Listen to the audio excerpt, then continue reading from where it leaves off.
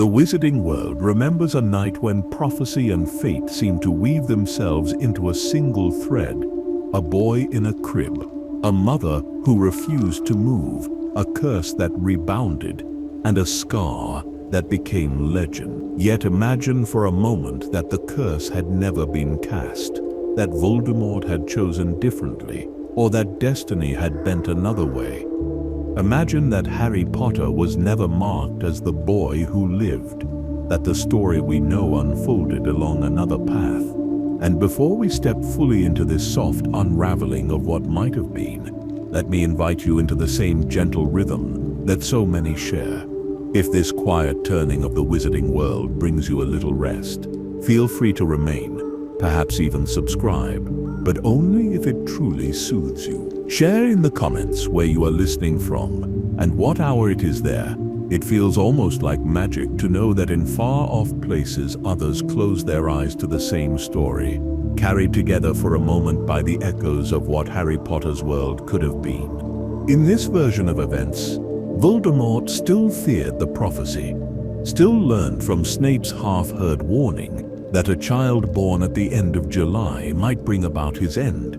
Yet imagine he turned not to Godric's Hollow, but to the Longbottoms, believing Neville the greater threat. The Potters lived quietly, hidden but untouched, while Voldemort cast his curse on another. Perhaps Lily and James remained together, raising Harry with love, watching him grow into a boy with no scar and no shadow on his name. Hogwarts would have welcomed him not as legend but as ordinary student. No whispers of fame would follow him into the Great Hall. The sorting hat, when placed upon his head, would have spoken not of destiny but of choice. Gryffindor, Slytherin, Ravenclaw, Hufflepuff, each path open, each decision lighter, without prophecy pressing upon it. He might still have met Ron on the train, still have befriended Hermione in the corridors, but their bond would be one of simple companionship, not the weight of history. Without the mark, Dumbledore's gaze upon him would have been gentler, less filled with calculation. Harry would have been student, not symbol. Snape, though still bitter, would have seen only James in his face, not the boy destined to undo his master. The wizarding world, still trembling from Voldemort's fall at the Longbottom home, would have turned its eyes upon Neville, the child believed to carry destiny, and Harry would have grown in the shadow of another's story, free yet overlooked, his nights untroubled by dreams of a dark figure calling his name. But such freedom carries its own burdens. Would Harry have sought greatness without the scar that set him apart? Would he have faced danger with the same courage without knowing the world expected it of him? Perhaps his life would have been quieter, shaped by studies, Quidditch, and friendship. Perhaps he would have been spared grief, spared battles, spared the endless march of loss.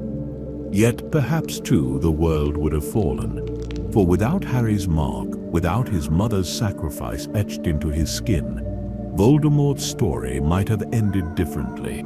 The question lingers softly. Was the mark a curse or a gift? Was Harry saved or trapped by it? And if the curse had never been cast, would the wizarding world have survived at all? The castle of Hogwarts still stands in this imagining, its towers lit against the night, its staircases turning in endless patience. But the boy walking its halls is not legend, not chosen, not burdened by prophecy. He is simply Harry, and that quiet difference changes everything. What if Neville had been the chosen one? The prophecy spoke not of names but of timing, of a child born as the 7th month died, a child with the power to vanquish the Dark Lord. There were two such children, Harry Potter and Neville Longbottom, both born within days of each other, both destined by possibility. Voldemort chose Harry, and the world followed the path we know. But imagine if his choice had fallen on Neville instead, if the Dark Lord had marked the boy who grew up in the quiet home of Frank and Alice Longbottom. Neville's life, already touched by shadows, would have taken an even heavier turn. His parents, brave aurors, would have stood against Voldemort with the same courage that later saw them broken by Bellatrix's wand. Yet if Voldemort had entered their home that night, the tragedy would have struck sooner. The killing curse would have been cast upon Neville, and Lily's sacrifice would never have been written into legend. Perhaps Alice would have tried to shield him. Perhaps Frank would have raised his wand in fury. But prophecy has a way of bending lives. The boy would have survived, scarred and marked, while his parents fell to green light. Neville would have grown not in the quiet home of his grandmother, but in a world that whispered his name with awe. He would have been the boy who lived, the child who defied Voldemort, the symbol of hope. His childhood, already shaped by loss, would have been shaped as well by expectation. Every stumble, every hesitation, every misstep would have been weighed against the legend he carried. His grandmother's stern love, already heavy with disappointment, might have sharpened further, reminding him always of the destiny waiting upon his shoulders. At Hogwarts, the Sorting Hat would have pressed harder upon him. Would he have found courage in Gryffindor, as he did? Or would the burden have driven him to seek wisdom in Ravenclaw or loyalty in Hufflepuff? In Gryffindor, he might still have crossed paths with Harry, Ron, and Hermione, yet the roles would be reversed. Neville would be the legend, Harry the friend at his side. Their bond would still grow, but its shape would be altered, with Neville carrying the weight of prophecy and Harry offering strength in its shadow. The battles of Hogwarts would have unfolded differently. When the Chamber of Secrets opened, would Neville have dared face the basilisk, his wand trembling yet his courage burning?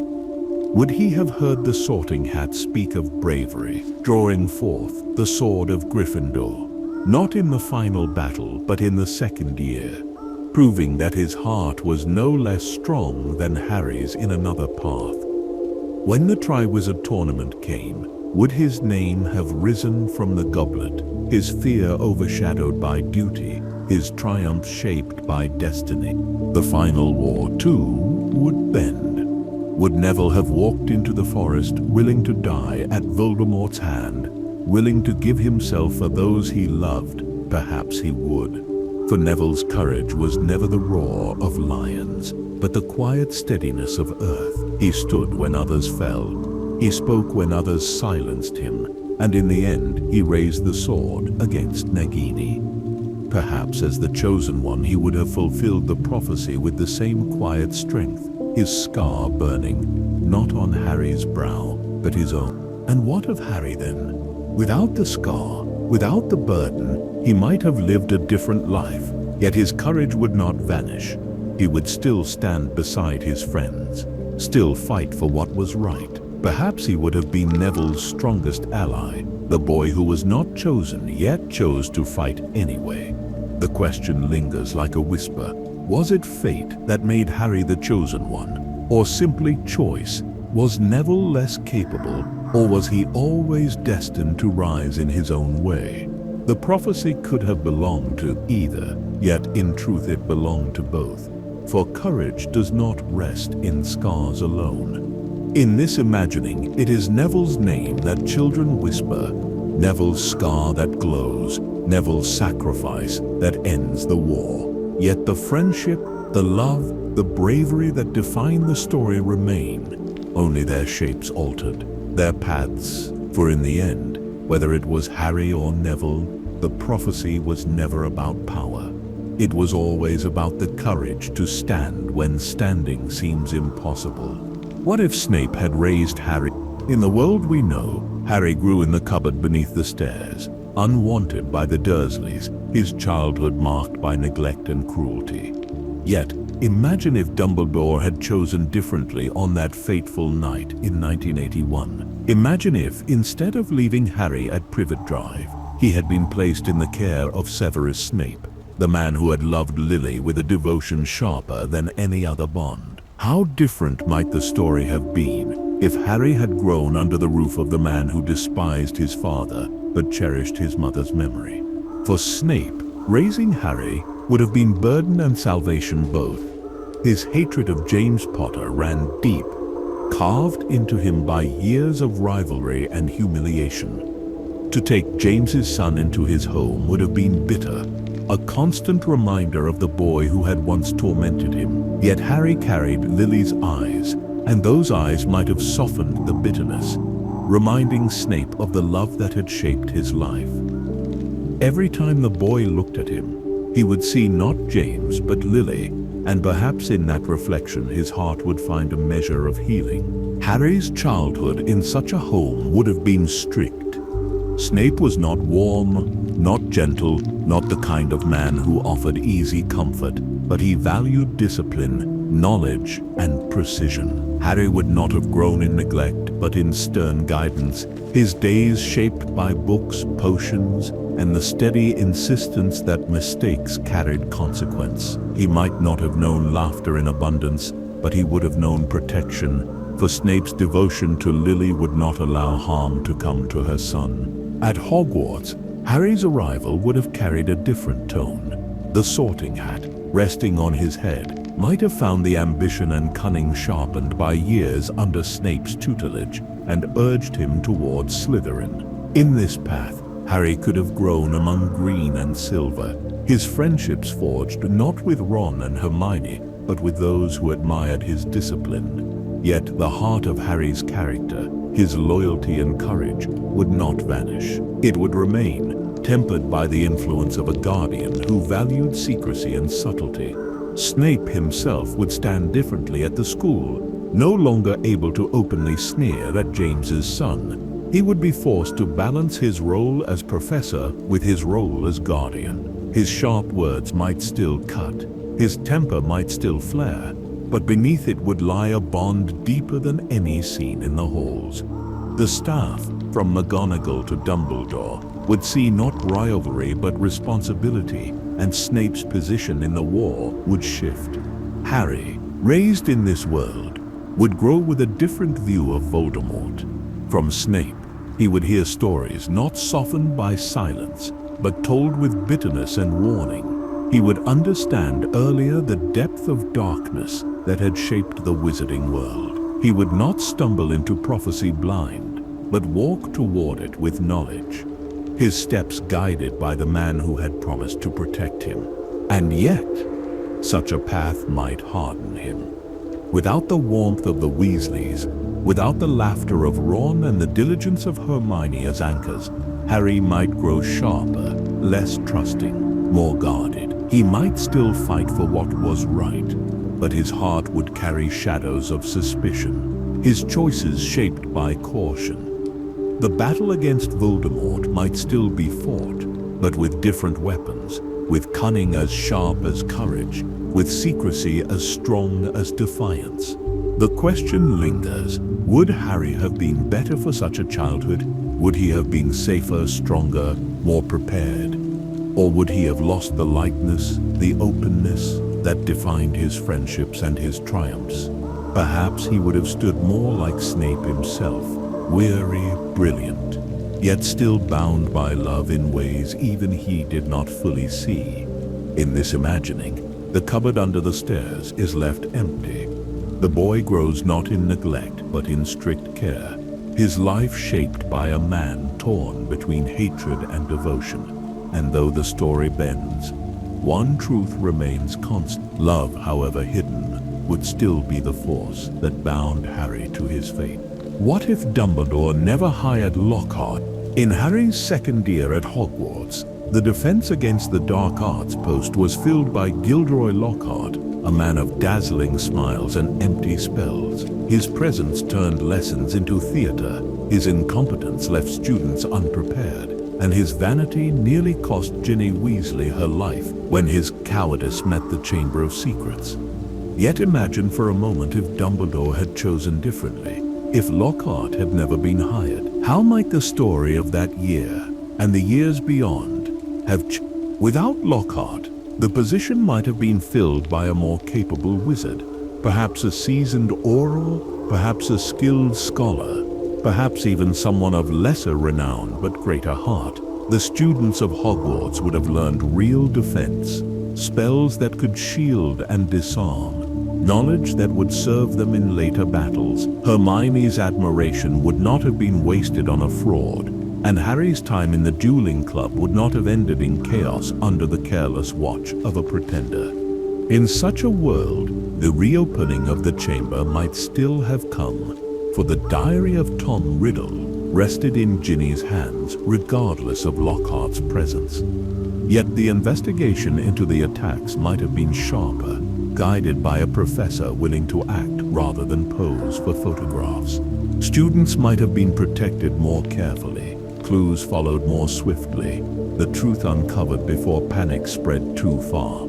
Perhaps even Hagrid's arrest and Dumbledore's removal would have been delayed or avoided, for fear often grows fastest when leadership falters. And what of Harry himself? Without Lockhart's interference, the rescue of Ginny might have unfolded differently. A braver professor might have joined him and Ron in the search, adding strength against the basilisk, sparing the boys from facing death alone. Yet would Harry still have drawn the sword from the Sorting Hat? Would he still have proven himself before the memory of Tom Riddle? Perhaps destiny would have demanded it. Perhaps the hat would have appeared at the moment of need regardless of who stood beside him. For some threads cannot be unwoven, no matter the path. Beyond the chamber, the absence of Lockhart would have rippled further. The students of that year would have carried stronger training into later battles. When the dueling club became a place of real practice, young witches and wizards might have learned confidence in their spells earlier. When the war rose again, their hands might have been steadier, their wands sharper, their courage no longer weighed down by years of shallow lessons. Lockhart himself, left to his books and his posing, might never have faced the broken memory that struck him in the chamber. His fraud would have continued, his fame perhaps even grown, but his downfall would have come eventually, for truth has a way of surfacing. Yet without him at Hogwarts, the safety of students might have been greater, their trust in their teachers steadier. The question lingers softly. Did Lockhart's folly delay destiny, or did it sharpen Harry's courage by forcing him to act alone? Was his failure a danger or a strange gift, stripping illusions and proving that not every adult could be relied upon? In removing him, do we grant safety, or do we erase one of the lessons that shaped Harry's resolve?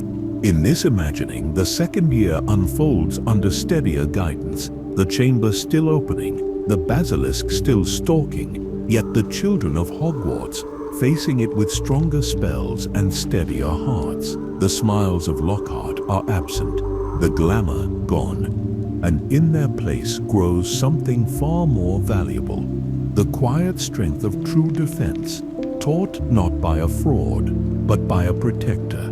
What if Draco had befriended Harry on the train? On the first journey to Hogwarts, when the scar on his forehead was still only a mystery to him, Harry Potter met two boys who would shape much of his life. Ron Weasley, with his worn clothes and warm smile, became his first true friend. Draco Malfoy, with his pale face and offered hand, became his rival. Harry chose Ron, and the story unfolded as we know. But imagine if the choice had gone the other way, if Harry had taken Draco's hand, if the boy who lived had stepped into the world of Slytherin, not as rival, but as ally. The sorting might still have placed Harry in Gryffindor, for courage was woven deep within him, but his friendship with Draco would have softened the edges of rivalry between the houses. Perhaps the Hat, sensing this bond, might have pressed harder towards Slytherin, whispering of ambition, cunning, and destiny. And perhaps Harry, influenced by Draco's charm, might have agreed. If so, his days in Hogwarts would have been colored in green and silver, his companions no longer Ron and Hermione, but Draco, Crabbe, and... Yet Draco's friendship was never simple. His words carried the weight of his family, their pride in blood, their disdain for muggles, their hunger for power. Harry, who grew unloved in the cupboard under the stairs, might have been vulnerable to such ideas. The flattery of being treated as equal by a pure-blood family, the attention denied to him all his life, could have bent him closer to Draco's world. Instead of being warned by Hagrid of Malfoy's cruelty, he might have learned to see the Weasleys as poor and unworthy, Hermione as clever but tainted by her parentage. His story might have turned colder, his friendships narrower, but Harry's heart was not easily twisted. Even in Slytherin robes, even with Draco as his closest friend, the boy who lived carried loyalty and compassion. He might have listened to Draco's words, nodded at his pride, but when faced with cruelty, his courage would still have spoken. When he saw injustice, he would still have resisted. Perhaps he would have argued with Draco, perhaps their friendship would have strained, yet the bond might have held, shaping both boys into something different. If Harry and Draco had stood together, the story of Hogwarts might have bent in surprising ways. The rivalry between Gryffindor and Slytherin would have softened or at least shifted. Quidditch matches would still have burned with competition, but the sharp hatred between the two houses might have dimmed, replaced by grudging respect. Hermione, still brilliant, might have joined Harry despite Draco's sneers, her intelligence too valuable to ignore. Ron, left aside, might have drifted to other friends, his bond with Harry never forming. As the years passed, Draco's pride might have been tempered by Harry's courage. Where his family urged cruelty, Harry might have urged restraint. Where his friends laughed at cruelty, Harry might have frowned. And Draco, unwilling to lose his closest companion, might have softened. Or perhaps the opposite would be true, and Harry, pulled too close to Slytherin ambition, might have walked darker paths, his choices sharpened by the hunger for power. The war that followed would have been shaped by this bond. If Draco had remained Harry's ally, he might not have accepted the task of killing Dumbledore. He might have turned against Voldemort earlier, his loyalty bent not to blood, but to friendship. If Harry had been more shaped by Slytherin cunning, he might have faced the Horcrux hunt with sharper secrecy, perhaps even with allies who would otherwise have stood as enemies. The question lingers quietly: what defines us more? The choices we make or the friends we keep? Would Harry's courage have saved Draco from cruelty, or would Draco's pride have bent Harry toward darkness? Perhaps the truth lies somewhere between, in the fragile balance of loyalty and choice, where one friendship can alter the course of a world. In this imagining, the train ride ends not with laughter shared over sandwiches with Ron, but with a handshake that binds two rivals into companions. And from that small choice, the story of Hogwarts bends like a branch in the wind, carrying both boys into a future neither could have foreseen. What if Sirius had never gone to Azkaban? The night Voldemort fell, the wizarding world erupted in celebration. Yet for Sirius Black, it was a night of ruin. Accused of betraying the Potters and murdering Peter Pettigrew, he was cast into Azkaban without trial, his life swallowed by Dementors for 12 long years. But imagine if truth had been seen clearly from the start, if Sirius had never been imprisoned. How different might Harry's childhood and the battles that followed have? If Sirius had been free, he would have been named Harry's guardian at once. No Dursleys, no cupboard beneath the stairs, no years of neglect and loneliness. Harry would have grown in a home where laughter filled the rooms, where stories of James and Lily lived in every corner, where love was not given reluctantly, but freely. Sirius, reckless and flawed though he was, loved Harry with a devotion fierce enough to shape a childhood into something brighter. Under Sirius's care, Harry would have known his parents not as distant names, but as living memories. He would have heard of James's mischief, Lily's kindness, the bonds of the marauders, the sacrifices of friends. He would have learned to fly on a broom with Sirius's encouragement, his talent nurtured from the start. He would have walked into Hogwarts not as a boy unfamiliar with the wizarding world, but as one raised in its heart, confident in its ways. The bond with Ron and Hermione would still have formed, for true friendship grows even across different paths, but Harry's sense of self would have been stronger. The hunger for belonging that made him cling to them so fiercely might have been softened, replaced by a steadier confidence. The Weasleys would still have welcomed him, yet Harry would not have needed their home as sanctuary, for he would already have one of his own. The dangers of Hogwarts would still have come. The stone would still have tempted Quirrell, the chamber would still have opened, the goblet would still have chosen. But Harry's steps through those years would have been different. With Sirius free, the truth of Pettigrew's betrayal might have been revealed sooner. Wormtail, exposed, would not have been there to aid Voldemort's return, perhaps delaying the Dark Lord's rise or reshaping its form entirely. The Triwizard Graveyard might have ended differently, its ritual broken before it began. And what of Sirius himself without the years of Azkaban? He would not have been haunted by shadows, his spirit unbroken, his temper less frayed. He would still have been reckless, still impulsive, but his heart would not have carried the same scars. He might have served as a father, in truth, not just in love. He would have guided Harry, protected him, stood beside him as the war darkened. Would Harry have walked into the forest at the end, ready to give his life if Sirius had stood behind him always? Perhaps yes, for destiny has a way of demanding sacrifice. But the weight upon his shoulders would have been shared more fully, the loneliness less crushing, the choice less heavy. The absence of Sirius in Harry's childhood was one of the deepest tragedies of his story. In this imagining, that absence is erased, and in its place grows a bond that might have softened the edges of war. Perhaps the outcome would have been the same. Voldemort still defeated, prophecy still fulfilled, but Harry would have carried fewer scars into victory, and Sirius would not have been a ghost of what might have been, but a living part of the story. The question rests softly. How much of Harry's strength was forged by pain, and how much might have been nurtured by love? Had Sirius been free, would Harry have been less hardened, or would he have been stronger still? His courage sharpened by joy instead of loss. Perhaps in another world, the boy who lived would have also been the boy who laughed, and that laughter might have been enough to change everything. What if Harry had been sorted into Slytherin? The sorting hat, resting on Harry's head that first night, whispered of Slytherin with unusual insistence.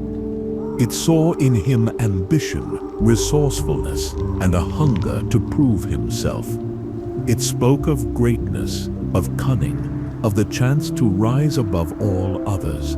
Harry resisted, his heart set against the house that Draco had praised and that Ron had scorned. Yet imagine if the hat had chosen differently, if it had placed him among the green and silver, if the boy who lived had grown not in Gryffindor's warmth, but in Slytherin's shadow. The first change would have come in friendships. Harry's bond with Ron Weasley might never have formed, for Ron's distrust of Slytherin ran deep. Hermione, drawn first by shared classes and Harry's bravery, might still have become his friend. Yet, her path would have been harder, surrounded by students who sneered at Muggleborns. Her loyalty to Harry would be tested daily, her courage sharpened by constant scorn. Draco, on the other hand, would have been quick to extend friendship. Their bond might have grown. Their rivalry reshaped into uneasy alliance, with Crabbe and Goyle always near, watching with wary respect. The Slytherin common room, lit by green lamps beneath the lake, would have shaped Harry's nights differently. He would have heard whispers of ambition, tales of pure-blood pride, plans of influence and control. The kindness of the Weasley home would not have balanced him, and so his sense of belonging would come from the serpents around him. Yet Harry's heart, molded by years of neglect at the Dursleys, still longed for love, still sought fairness, still burned with loyalty. Slytherin would have tested him, but it might not have broken him. In this path, Harry might have learned cunning earlier. He would have seen how secrets moved through Hogwarts, how influence was built not only by courage but by silence, by bargains, by whispers in dark corridors. His dueling would have been sharper, his strategies colder, his instincts more guarded. When danger rose, the stone, the basilisk, the Triwizard Maze, he might have faced it with the same bravery, but with different tools. He would have used guile as much as heart, secrecy as much as defiance. And what of Voldemort's shadow? The whispers of Parseltongue, the legacy of the chamber, the ties of prophecy. All would have struck harder if Harry had worn green. The school would have watched him with suspicion, whispering that perhaps he was not only destined to defeat the Dark Lord, but to become him. His isolation might have deepened, his friendships fewer, his path lonelier. Yet in that loneliness, his strength might have grown sharper, his choices more deliberate, his victories more hard-won. The war that followed would have bent in strange ways. With Slytherin's cunning, Harry might have hidden his search for Horcruxes more effectively, eluding enemies longer. His alliances might have included unlikely names, even Draco, whose pride might have softened in the shadow of true friendship. Yet without Ron's warmth, without the Weasley family's love, Harry's heart might have carried fewer anchors.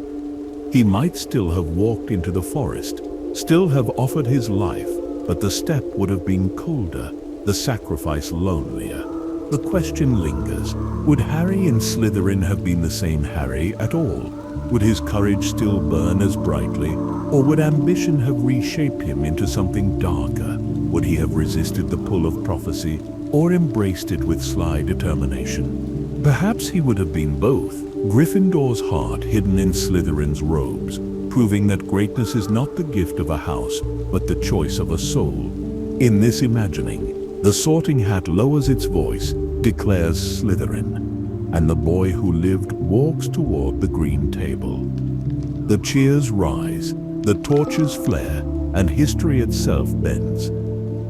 For sometimes, the smallest choices, even the whisper of a hat, can change the world. What if Tom Riddle had stayed at Hogwarts as a professor?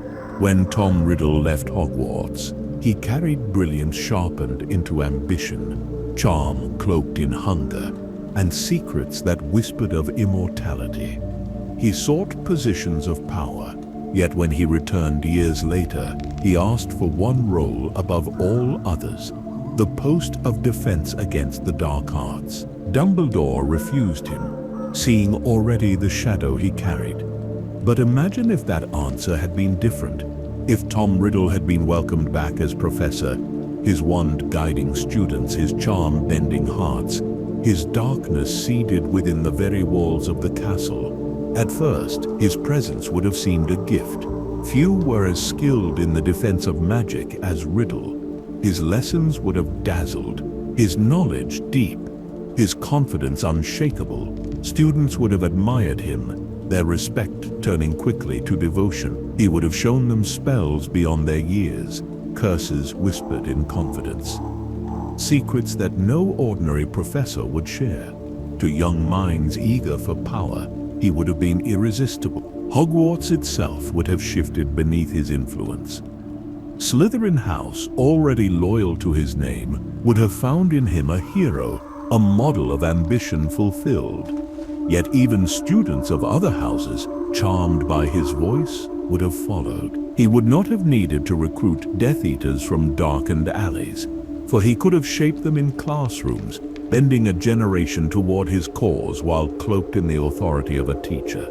The curse on the defense against the dark arts post, the one that ensured no teacher lasted more than a year, might never have been laid. for Riddle himself was the one who cast it after being denied. Instead, he might have remained for decades, his power growing in secret, his influence spreading quietly.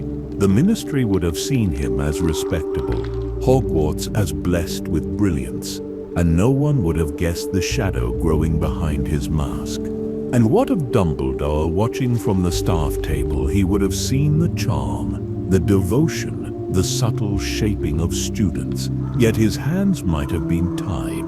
To refuse a professor so admired, so effective, would have been to court suspicion. He would have guarded Hogwarts as best he could. But Tom Riddle within its walls would have been a serpent coiled in the heart of the school, patient and deadly. Harry's story, generations later, would have been transformed.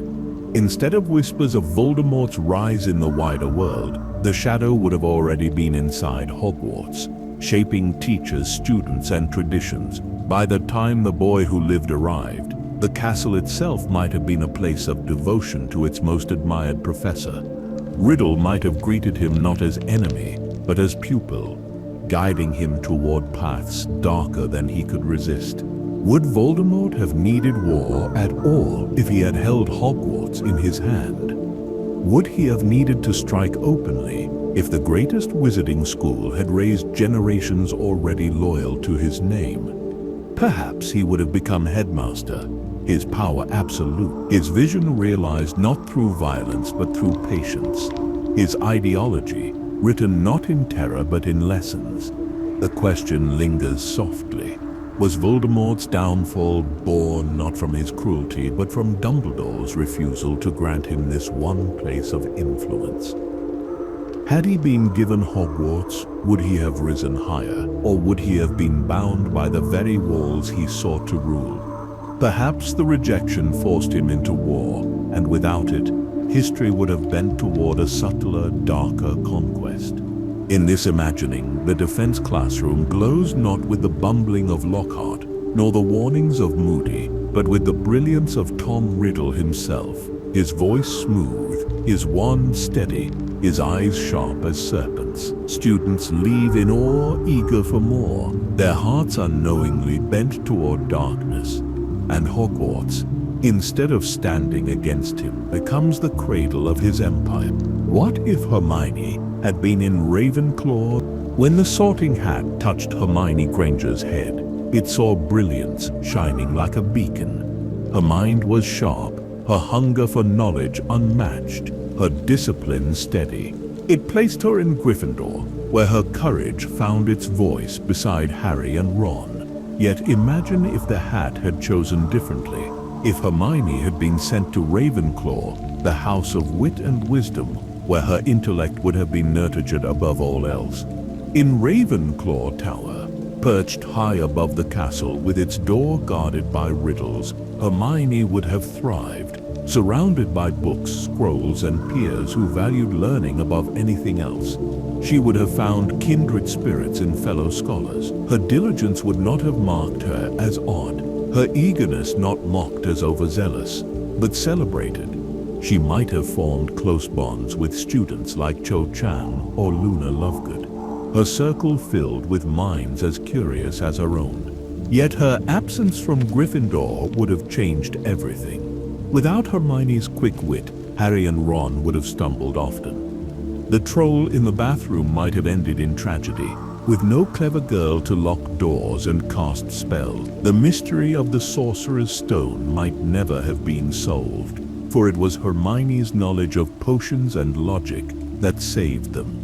The basilisk's secrets might have remained hidden, for it was her research that uncovered its nature. In choosing Ravenclaw, the Hat might have strengthened her learning, but weakened the trio that shaped the story.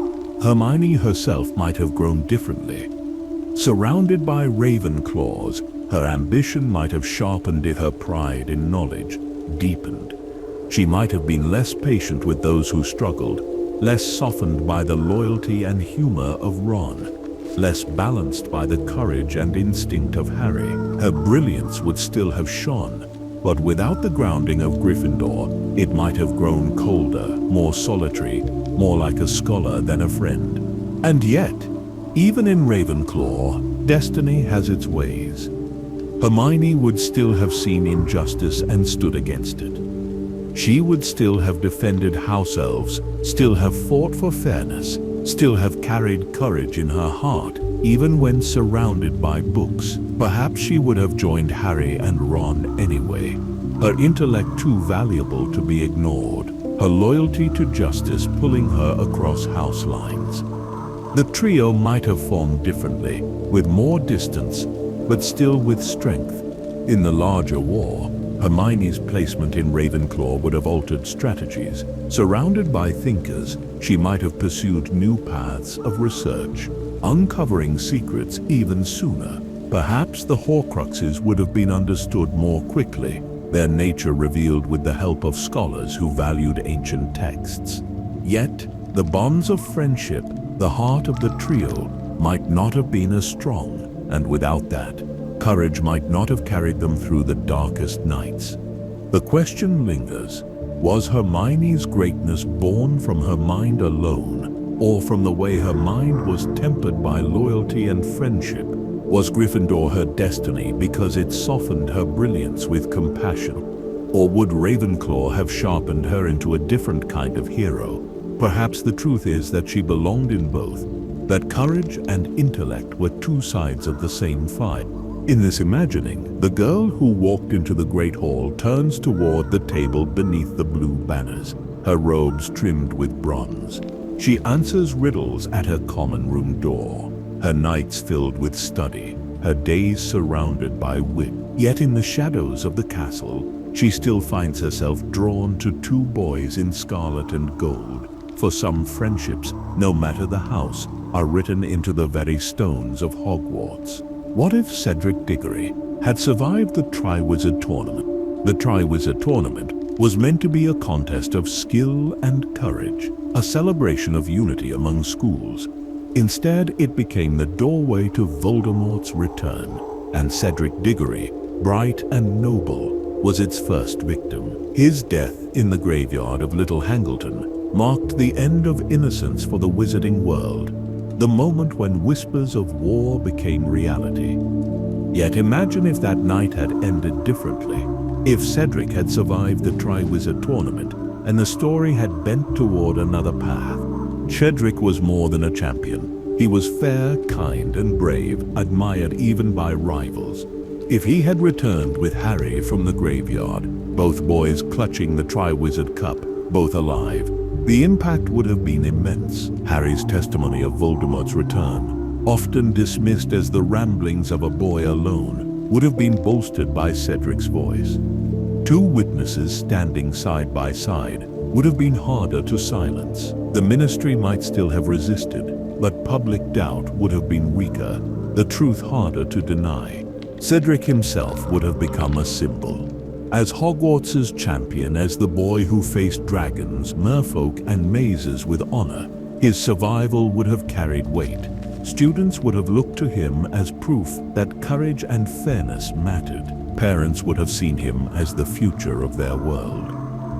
He might have stood beside Harry not only as ally, but as equal, their bond forged in shared survival. The war that followed would have been shaped by his presence. Cedric, a skilled duelist and loyal friend, would likely have joined the Order of the Phoenix, lending strength to their cause. His influence at Hogwarts might have inspired others to resist, softening the divisions between houses. Hufflepuff, often overlooked, would have found in him a leader, their loyalty and unity sharpening into defiance. His voice might have balanced the rivalry of Gryffindor and Slytherin, reminding all that bravery wears many colors. And what of Harry himself? Cedric's survival would have given him a comrade, someone who shared the trauma of that graveyard, someone who believed him without question. The weight of isolation that Harry carried in his 5th year might have been eased. His anger, sharpened by loneliness, might have softened with Cedric at his side. Together they might have shouldered the burden of prophecy, two boys shaped by destiny, not one. Yet Cedric's survival might also have deepened the tragedy of war. For if he lived, He would have fought, and in fighting he might have fallen later, struck down in some battle, his loss no less painful but delayed. Perhaps his death would have come at the hands of a Death Eater, his name added to the long list of fallen heroes. Or perhaps he would have survived to see peace, his hand guiding the rebuilding of the wizarding world, his presence a reminder that not all light is extinguished. The question rests softly. Was Cedric's death necessary for the world to see the truth, or was it simply one of many tragedies born of war?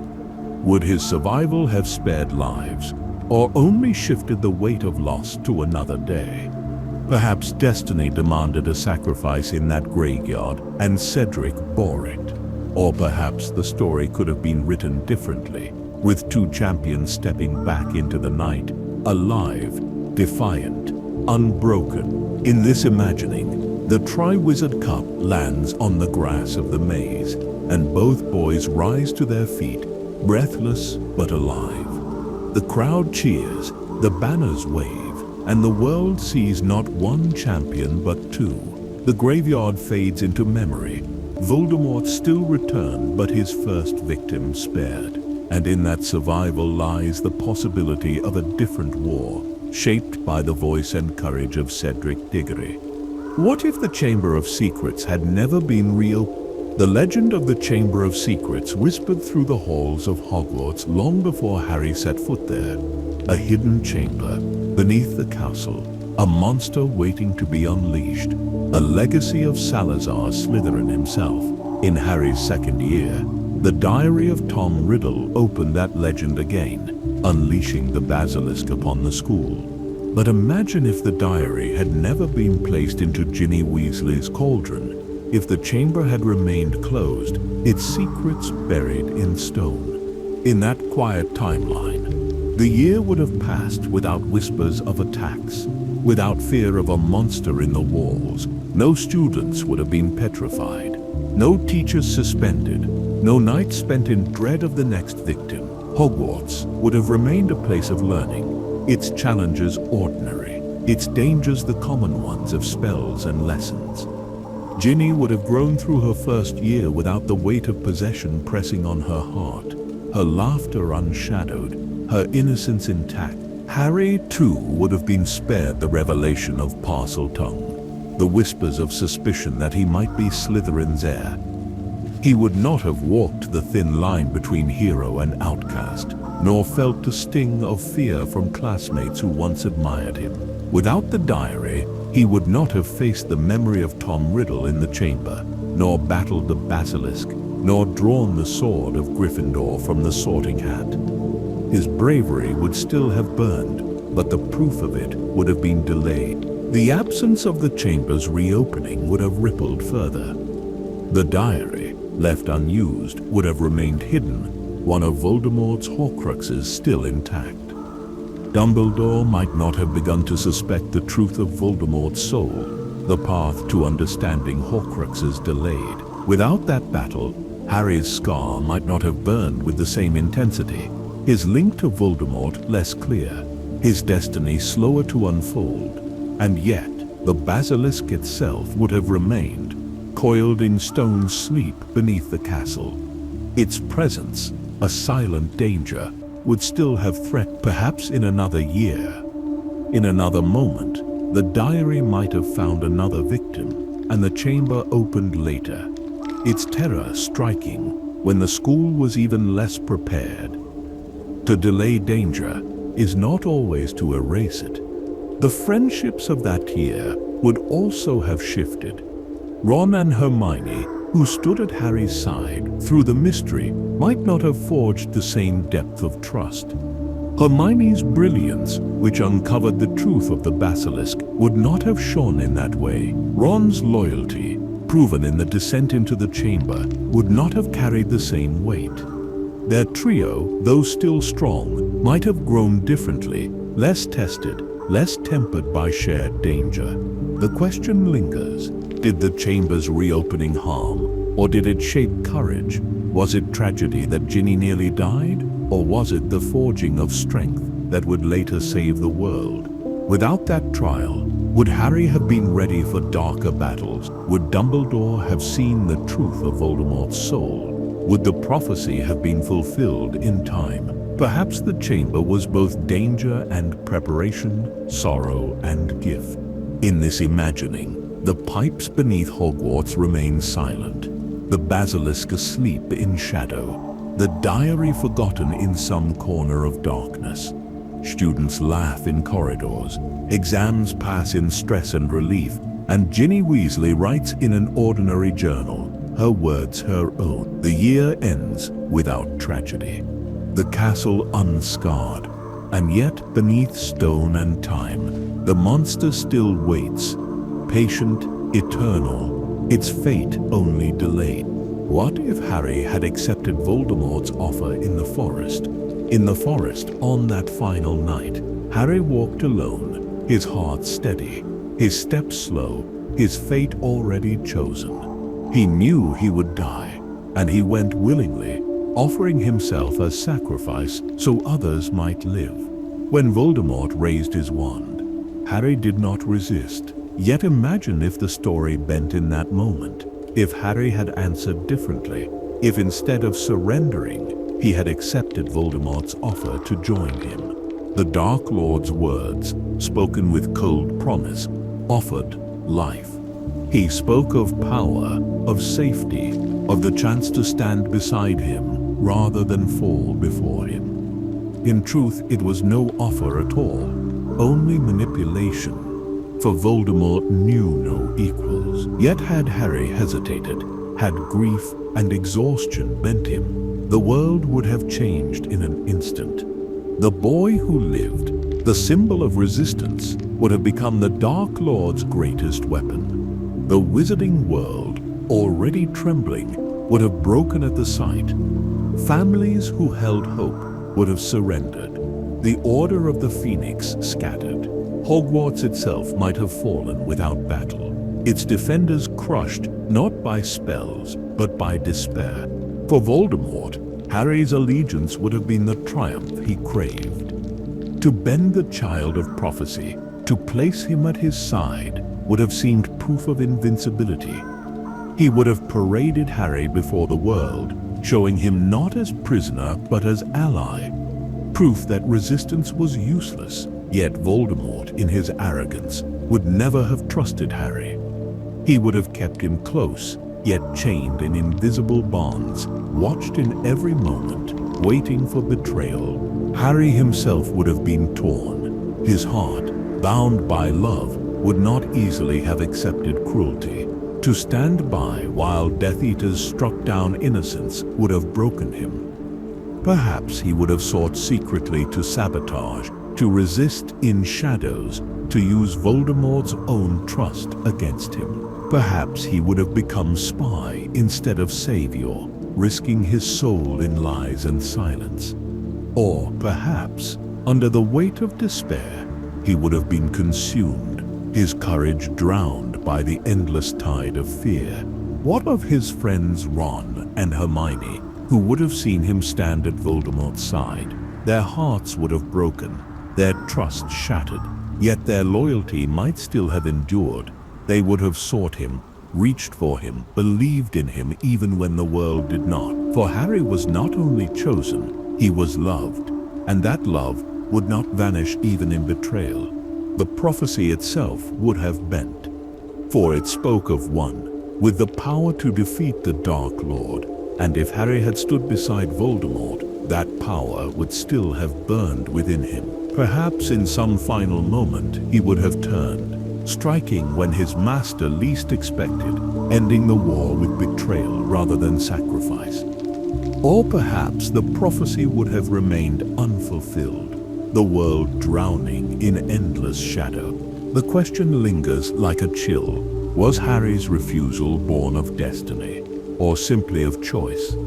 Could he have been bent if grief had pressed harder, if despair had whispered louder, if love had not anchored him so deeply? Would the world have fallen not to Voldemort's power, but to Harry's silence at his side? In this imagining, the forest holds its breath as Harry lowers his wand, not in surrender but in allegiance. Voldemort smiles, his followers cheer, and the boy who lived becomes the boy who joined.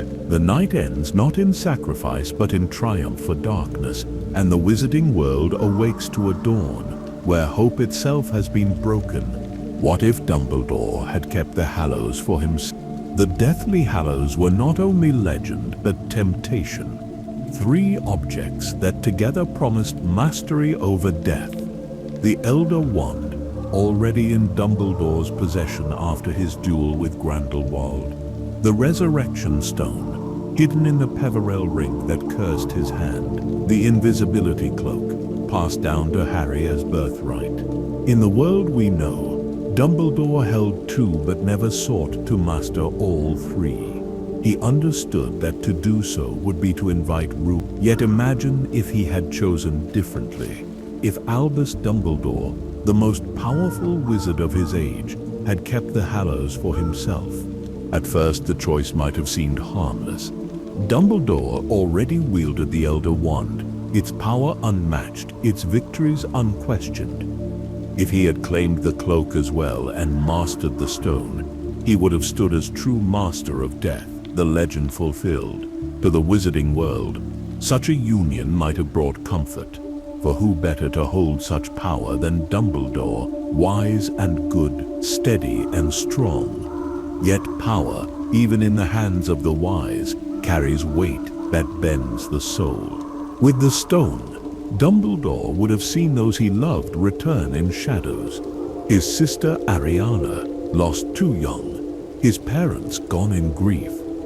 Perhaps even Grindelwald, the friend and rival who shaped his youth. He might have spoken to them, sought forgiveness, lingered in memories that should have been left to rest. The temptation to dwell in the past, to seek answers from the dead, would have grown heavy. Even the strongest heart falters when offered the illusion of mending wounds that never healed. With the cloak, Dumbledore's reach would have stretched further. Already skilled in secrecy, he could have moved unseen through halls, watching, guarding, perhaps even controlling. He might have justified it as protection, yet each hidden step would have blurred the line between guidance and manipulation. His tendency to steer lives from behind curtains of secrecy might have deepened, his control over others' choices grown even sharper. And with the wand, the stone, and the cloak united, he would have held the title of Master of Death. Not only symbol but reality. For with such power, he might have believed himself capable of shaping the world's destiny alone. Would Voldemort have risen if Dumbledore had already stood unchallenged? Would Grindelwald have been defeated sooner? Would the wizarding world have been spared decades of war? Or would it simply have traded one tyrant for another, a benevolent mask covering chains of control? Harry's role too would have shifted. Without the cloak, without the guidance Dumbledore offered through it, Harry's journey might have faltered. The Horcrux hunt might never have succeeded, for the cloak was more than a relic. It was protection, it was patience, it was the gift of choice. If Dumbledore had kept it, Harry's path might never have reached the forest, never fulfilled the prophecy, never broken the curse of Voldemort. The question lies quiet. Was it wisdom or fear that kept Dumbledore from uniting the Hallows? Was he strong enough to resist? Or did he simply know himself too well, aware that even his wisdom would bend beneath their promise? Perhaps the truest proof of his greatness was not in his victories, but in his refusal, in his choice to leave the Hallows divided, to let destiny rest, not in his hands, but in Harry's. In this imagining, Dumbledore holds the wand high, the stone in his palm, the cloak across his shoulders. His power is absolute, his reach unmatched, his will unchallenged. The world bows not to Voldemort, but to him, saved perhaps from darkness, yet bound to another kind of chain. And though peace might come, it would be a peace written by one man alone, a peace that would carry the shadow of what might have been lost. What if Lily had chosen Snape instead of James? The story of Harry Potter begins long before his birth, in the friendships and rivalries of his parents. Lily Evans, bright and kind, walked through Hogwarts with brilliance in her eyes, while James Potter, mischievous and bold, pursued her with reckless charm. Severus Snape, quiet and troubled, loved her with a devotion he could never cast aside. In the world we know, Lily chose James, and their union shaped Harry's life and Voldemort's downfall. Yet imagine if the choice had been different, if Lily had chosen Snape instead. In that imagining, Severus's life would have been altered completely. Instead of slipping deeper into the shadows of Slytherin, bitter and isolated, he would have found warmth at Lily's side. Her kindness would have softened his anger, her laughter lightened his burdens. The allure of the dark arts, which tempted him in youth, might still have whispered, but with her love he might have resisted, choosing her heart over ambition. The word Death Eater might never have touched his name. Lily, too, would have lived differently. In Snape, she would have found not the confidence of James, but the intensity of devotion, the sharpness of a boy who saw her not as prize but as anchor. Together they might have built a life of quieter joy, their home shaped by books, potions, and the simple love of those who had once been lonely. Harry himself would have been another child entirely, his features marked by Severus's dark eyes and sharp lines, rather than James's unruly hair and grin. Raised in a home where bitterness was softened by love, he might have grown less reckless, more thoughtful, more cautious. His magic would have been guided by a father skilled in potions and precision, his heart shaped by a mother who taught him kindness. The prophecy, however, would still have existed. Voldemort, seeking to destroy the child destined to oppose him, might still have come to their door, yet the betrayal that led him there might never have happened. For Severus would not have carried word of prophecy to his master if he had never been a follower. The attack might never have occurred, Lily and Severus spared. Harry raised in a home of love and safety, the war against Voldemort fought by others while he remained untouched. But if the Dark Lord still found them, and Lily still died protecting her son, the story would have shifted again. Harry, raised with Snape as father, would have been guarded fiercely. Snape's devotion, sharpened by grief, would have been fiercer still. He might have raised his son not only in love, but in unyielding protection, his life dedicated to ensuring that the boy survived what Lily had given her life for. And what of James, left unchosen? His life might have been marked by pride, turned to bitterness, his charm to scorn. Perhaps he would have married another. Perhaps he would have carried rivalry with Severus beyond the schoolyard, his resentment echoing through years. The marauders might have fractured, Sirius torn between friendship and loyalty, Remus caught between bonds, Peter slipping more easily into betrayal. The war itself might have unfolded differently. Its alliances shifted, its battles reshaped. The question lingers, like a soft breath. Was it fate that drew Lily to James, or choice that shaped destiny? Would her love for Snape have saved him from darkness, or would his shadows have consumed her light? Would Harry have been spared a scar? Would he have grown into another kind of chosen one, shaped not by pain but by devotion? Perhaps the story would have been gentler, perhaps crueler, but it would never have been the same. In this imagining, Lily walks past James's grin and takes Severus's hand. The rivalry fades into silence. The marauder's laughter dims, but in its place grows a life of quieter love. A boy with his mother's kindness and his father's sharp mind plays in the garden, his scar unmarked, his destiny unwritten. And in that small change, the story of the wizarding world bends into something entirely new. What if Grindelwald had won his duel with Dumbledore?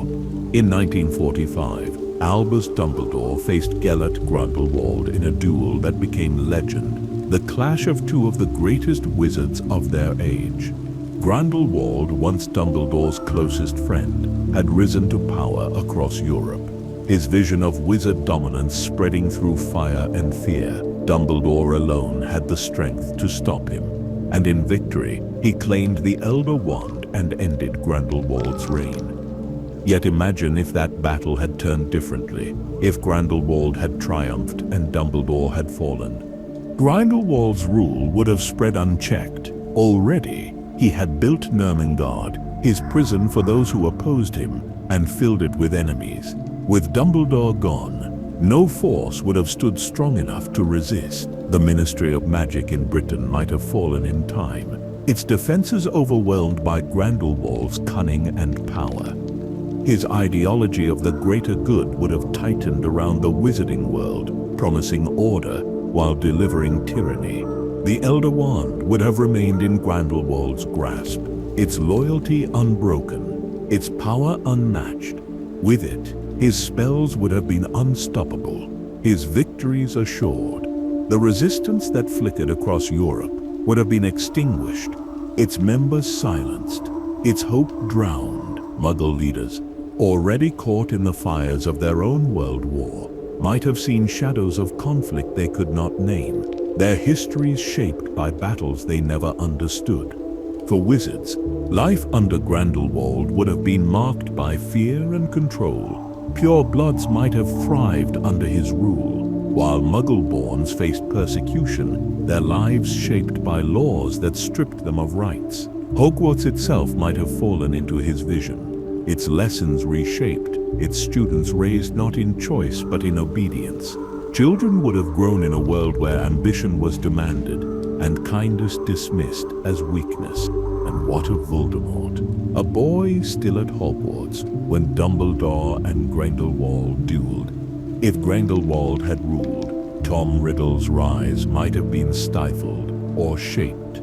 Perhaps he would have joined the Dark Lord of his youth, his ambition bent to another's cause. Or perhaps he would have seen Grindelwald as rival, his hunger for power sharpened into rebellion. Two tyrants clashing in a darker war still.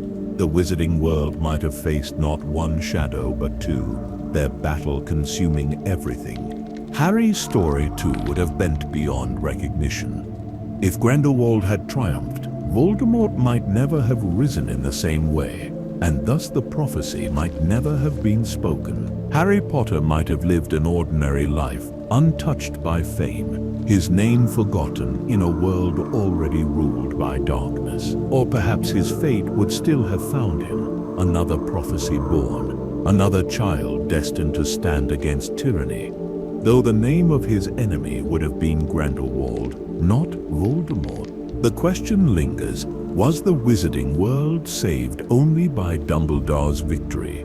Or would another have risen to challenge Grindelwald in time? Would Voldemort's hunger for immortality have clashed with Grindelwald's vision of order, their rivalry tearing the world apart?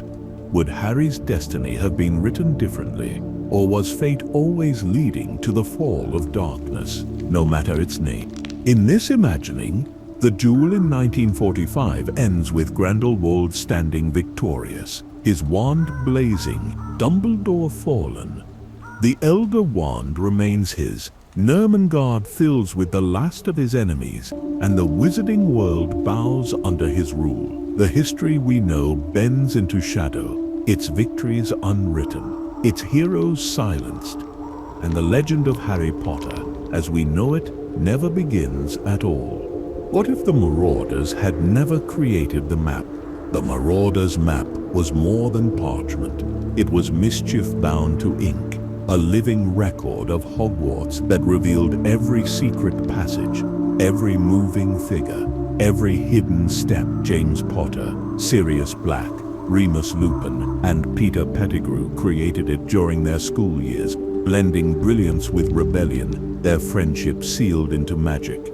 Later it guided Harry through dangers, uncovering truths and saving lives. Yet imagine if the map had never been made, if the Marauders had left their ideas as pranks and never drawn their magic onto paper. Without the map, Hogwarts would have been more closed, its secrets harder to find. The hidden tunnels that carried students beyond the castle would have remained known only to a few, and Harry's footsteps through the castle would have been guided by chance, not ink. The night when he followed Pettigrew's name across the map would never have come, and the truth of his godfather might have been delayed. Sirius Black might have remained shrouded in suspicion longer, his reunion with Harry postponed or even denied. The year of the Triwizard Tournament, too, would have shifted. The map revealed Barty Crouch Jr.'s deception, though only to those who looked carefully. Without it, Moody's disguise might have gone undiscovered until Voldemort's return was too late to stop. Harry would still have been drawn to the graveyard, but the threads leading there might have been more tangled, his path less prepared. The war against Voldemort would also have been harder. The map allowed Harry and his friends to move unseen, to escape when corridors swarmed with Death Eaters, to know when danger waited just around the corner. Without it, their steps would have been clumsier, their risks greater, their survival less certain. The Room of Requirement, often found by luck, might have remained undiscovered, its role in the resistance at Hogwarts silenced before it began. And yet, the absence of the map would have rippled further back. For the Marauders themselves, its creation was proof of their brilliance and their bond. Without it, their friendship might still have thrived, but the legacy they left behind would have been smaller, their mark on the castle fainter. The laughter of mischief would still have echoed, but one of their greatest triumphs would never have existed. Harry's connection to his father, too, would have been dimmer. Every time he held the map, he touched a piece of James, Sirius, Remus, and even Pettigrew, their voices bound into the ink, their mischief alive long after their youth had ended. Without it, that link would have been absent, and Harry's understanding of who his parents were might have been fainter, less vibrant. The question lingers softly: was the map simply tool, or was it thread that bound past and present together? Did it change destiny, or only ease it? Would Harry's courage have failed without it, or would his heart have found another path, proving again that bravery is not bound to parchment, but to choice? Perhaps the map was gift but not necessity, a spark of mischief that brightened a story already meant to burn. In this imagining, Fred and George never pass a folded parchment to Harry in a dim corridor. No footsteps appear on blank paper. No whispers of mischief guide his nights. The corridors of Hogwarts remain mysterious, the castle's secrets hidden, the path to truth harder to see.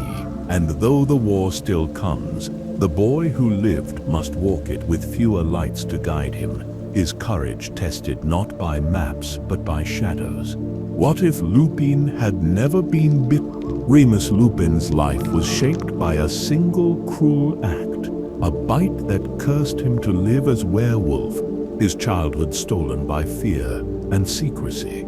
The full moons became chains, the stigma became shadow, and though he grew into one of the kindest and wisest of men, his life was marked always by loneliness. Yet imagine if that bite had never come. If Remus Lupin had grown free of the curse, his days untouched by that darkness. As a boy, Remus would have lived without fear of transformation, his nights spent in laughter instead of locked rooms. His parents, who loved him but carried sorrow for his suffering, would have raised him without the weight of guilt. He would have entered Hogwarts not as secret, but as student, his acceptance a moment of joy unshadowed by worry. His brilliance, already keen, would have shone even brighter, his heart less burdened by shame. The Marauders, James, Sirius, Peter, and Remus would still have formed their bond, but its shape might have been different. They became Inimagi to comfort and protect him, their friendship deepened by his curse. Without it, their loyalty would still have grown. Yet the nights in the shrieking shack, the transformations, the laughter amid howls, would never have existed. Their bond might have been less sharp, less tested, though still strong. Perhaps Pettigrew, without the deep bond of shared secret, might have drifted sooner, his betrayal quicker. Perhaps Sirius, without those wild nights, might have found his recklessness tempered. Even friendship bends differently when its center is changed. As a man, Lupin's life would have been transformed. Without the stigma of lycanthropy, he might have built career openly, teaching at Hogwarts from an earlier age, his wisdom shaping generations of students. He might have married earlier, raised children with less fear, lived not in the shadows but in the open. His heart, already compassionate, would still have been gentle, but it would have carried less sorrow, less self-doubt. The war, too, would have been altered. Lupin, without the need to hide, could have fought more openly. His place in the Order would have been steadier, his presence more constant. Perhaps he would have been able to sway more allies, his words carrying greater authority without the stain of prejudice.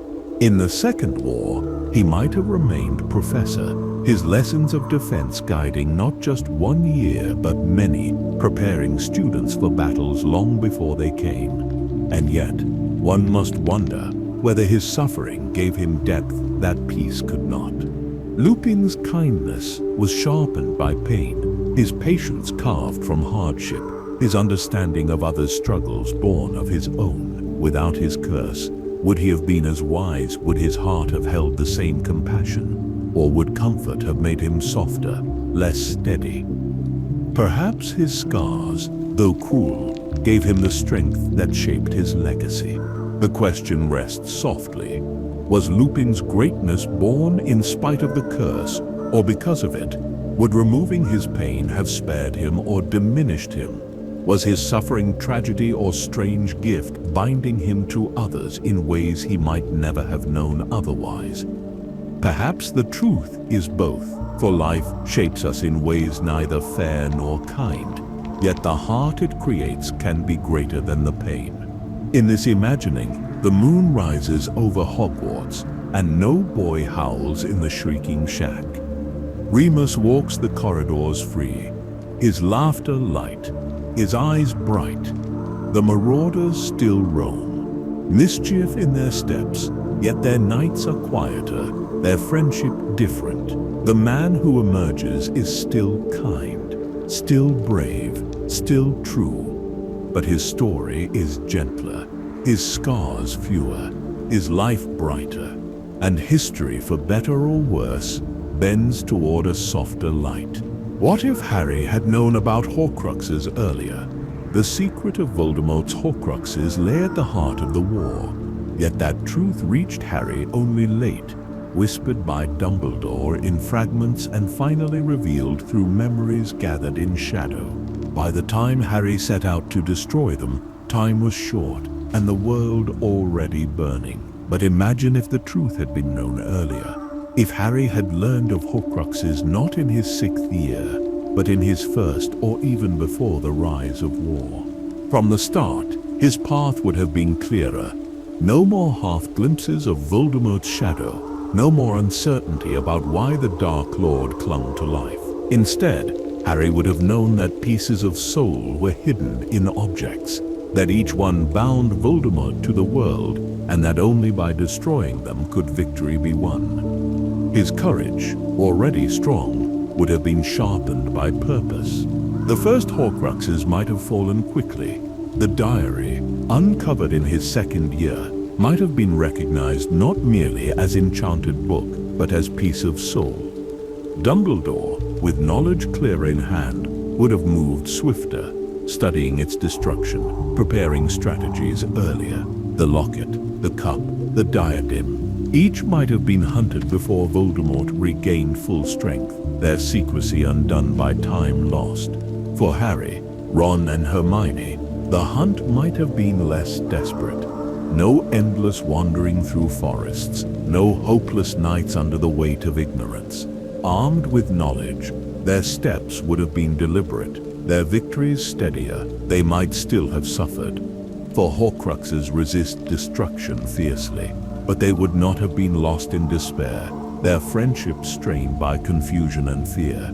And yet, knowledge brings weight. To tell an 11-year-old boy that he must hunt fragments of soul would have been burden almost too great. Childhood might have been stolen even earlier, laughter dimmed beneath duty. Perhaps Harry would have lost not only innocence but hope, the enormity of the task crushing before courage could grow. Dumbledore, who withheld truth to protect him, might have feared this very outcome. The war itself would have bent in strange ways. If Horcruxes had been destroyed before Voldemort's return, the ritual in the graveyard might have failed, his resurrection weakened or undone. Wormtail's betrayal might have carried him no further than a shadow of strength, his second rise delayed or erased.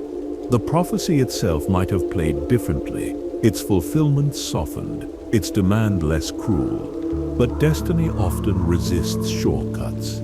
Even with knowledge, Harry would still have had to face his own truth, that he himself carried a fragment of soul, that he was Horcrux unknowingly.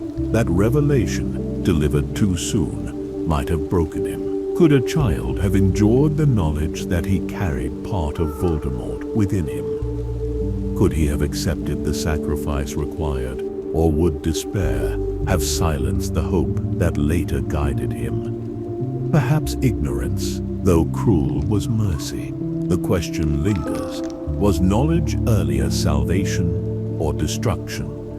Would the war have ended swifter, or would it have crushed Harry before he was ready to bear its weight?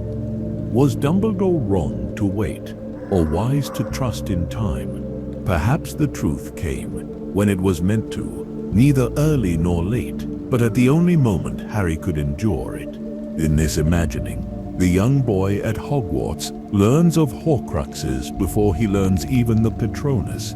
His nights are filled not with dreams of Quidditch, but of soul fragments. His laughter weighed down by tasks meant for heroes, not children. The war ends sooner perhaps, but the cost is different. Not lives lost in forests, but a boy's innocence stolen before it had time to grow. What if Ron had left for good during the Horcrux hunt? In the cold forests of their wandering, when the Horcrux weighed heavy on his chest and fear whispered in every silence, Ron Weasley left. His frustration boiled over, his doubts sharpened by the locket's poison, and for a time he walked away from Harry and Hermione. In the world we know, he returned, guided by remorse and loyalty, and his presence was vital in the battles that followed. Yet imagine if he had not returned, if Ron had left for good during the Horcrux hunt. For Harry, the absence would have been wound as sharp as any curse. Ron was not only friend but brother, the first person who had chosen him simply for who he was. Without him, the trio would have fractured, its balance broken. Hermione, steadfast and brilliant, would have remained, but the weight of their journey would have grown heavier. Where Ron brought laughter to lighten fear, strategy in chess and life alike, his absence would have deepened despair. Hermione too would have suffered. Her bond with Ron, already rooted in affection, was still unspoken in those days, yet it carried her heart. To see him walk away, to know he might never return, would have left her lonelier, her resolve tested. She would have continued, for her loyalty to Harry was unbreakable, but her steps would have been slower, her nights filled with silence instead of quiet hope. The Horcrux hunt itself might have faltered. When the sword of Gryffindor appeared beneath the frozen pool, Harry might have drowned without Ron's sudden rescue. The locket might never have been destroyed, its poison lingering, its whispers growing louder until despair consumed them. Without Ron's return, the balance of courage, wisdom, and loyalty that defined the trio would have been undone, leaving Harry and Hermione to fight shadows not only of Voldemort, but of grief. The final battle, too, would have been altered. Ron's presence at Hogwarts, his role in leading the resistance, his hand in saving lives, would have been absent. The destruction of Horcruxes might have taken longer or failed entirely. Neville's courage would still have burned, Harry's sacrifice still given, but the path there would have been darker, the losses greater. The wizarding world might still have been saved, but at a cost sharper, its victories dimmer. And what of Ron himself had he left for good? He might have returned to the burrow, ashamed and silent, his family's disappointment heavier than any curse. He might have hidden from the war, his absence haunting him, his courage buried beneath regret. Or perhaps he would have joined the fight elsewhere, battling Death Eaters apart from Harry and Hermione, his story one of fractured loyalty rather than unity. Either way, his absence from the trio would have been wound that time could not heal. The question rests softly. Was Ron's return destiny or choice?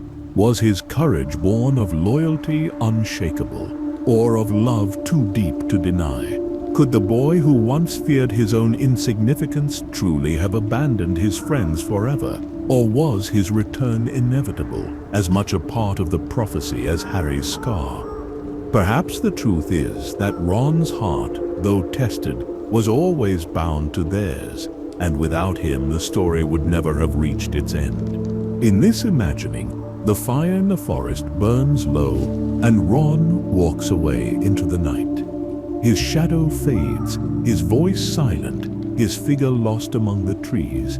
Harry and Hermione turn back to their tent, their journey colder, their hope dimmer, their bond stretched thin by absence. The locket still whispers, the forest still waits, and the war presses on. But the trio is no more. And in that fracture, the story of the wizarding world bends toward a darker dawn. What if Draco had killed Dumbledore? On the lightning-struck tower, wand trembling in his hand, Draco Malfoy stood before Albus Dumbledore. The task given to him was not meant to succeed, but to punish, a burden laid upon a boy barely 16, his failure assured, his death expected. In the world we know, Draco hesitated, and Severus Snape fulfilled the vow that bound him. But imagine if Draco had not faltered, if he had spoken the words, cast the curse, and ended Dumbledore's life with his own hand. The weight of such an act would have changed Draco forever, killing in cold blood, even under command, scars deeper than punishment. His heart, already fraying under fear, would have carried guilt heavier than any curse. No longer would he be the boy forced into service. He would be murderer, bound not only by his mark, but by blood spilled by his own wand. The pride his family once praised would crumble into silence, his arrogance drowned beneath horror. For the Death Eaters, Draco's act would have been triumph. The boy who once wavered would have proven himself, his name raised among Voldemort's followers as symbol of loyalty. Bellatrix would have cheered, Lucius would have wept in pride and fear alike, and Voldemort himself would have smiled coldly at the success of a child molded into weapon. Draco's place in the circle would have been secure, his chains sealed tighter than ever. The war would have shifted. Without Snape's hand on that night, the plan that Dumbledore and he had woven would unravel. Snape's role as double agent might have collapsed, his bond of trust with Dumbledore lost in a moment he could not control. The Order of the Phoenix, bereft of their leader, would have stumbled in confusion, their hope dimmed. They would have seen Dumbledore's fall, not as sacrifice, but as murder by a boy they once called classmate. Harry's heart, too, would have been marked differently. In the world we know, he raged against Snape, his grief sharpened into hatred, his path defined by anger. But if Draco had cast the curse, Harry's fury would have bent toward him instead. The rivalry of schoolyard days would have twisted into enmity of war. Harry's resolve sharpened by the belief that Draco had chosen cruelty. Perhaps mercy for Draco, shown later in the Room of Requirement, would never have come. Perhaps Harry would have faced him not as reluctant foe but as murderer. And Draco himself, though praised by his master, would have been undone inside. For even in hesitation he proved his heart was not cruel, his hand not eager. To force himself to cast that curse would have broken him, leaving him hollow, his spirit bent by guilt he could not confess. In years to come he might have carried the memory as shadow, his nightmares filled not with fear of Voldemort, but of his own voice shouting Avada Kedavra into the night. The question lingers, was Draco's hesitation weakness or strength? Was mercy hidden in his refusal or cowardice? Perhaps it was both. The proof that even among the mocked, love and fear still warred. If he had cast the curse, would he have been truly Death Eater? Or only broken boy carrying burden too great? The line between those truths is thin as a whisper. In this imagining, the lightning splits the sky, and Draco speaks the words, green light strikes, and Dumbledore falls, his robe still upon the tower, his body lifeless below. Snape steps forward not as executioner, but as witness, his vow twisted, his plan undone. The Death Eaters cheer, the mark burns brighter, and the world bends toward darker night. And Draco Malfoy, praised as hero by darkness, carries a guilt that will never let him breathe in peace again. What if Snape had turned truly to Voldemort? Severus Snape walked always in shadow, his loyalties hidden, his choices sharp with secrecy. In the story we know, his love for Lily bound him to Dumbledore, his courage hidden behind masks of cruelty, his sacrifice unseen until the end. Yet imagine if he had chosen differently, if grief had hardened instead of softened, if instead of protecting Harry for Lily's sake, he had turned fully to Voldemort and embraced his place among the Death Eaters.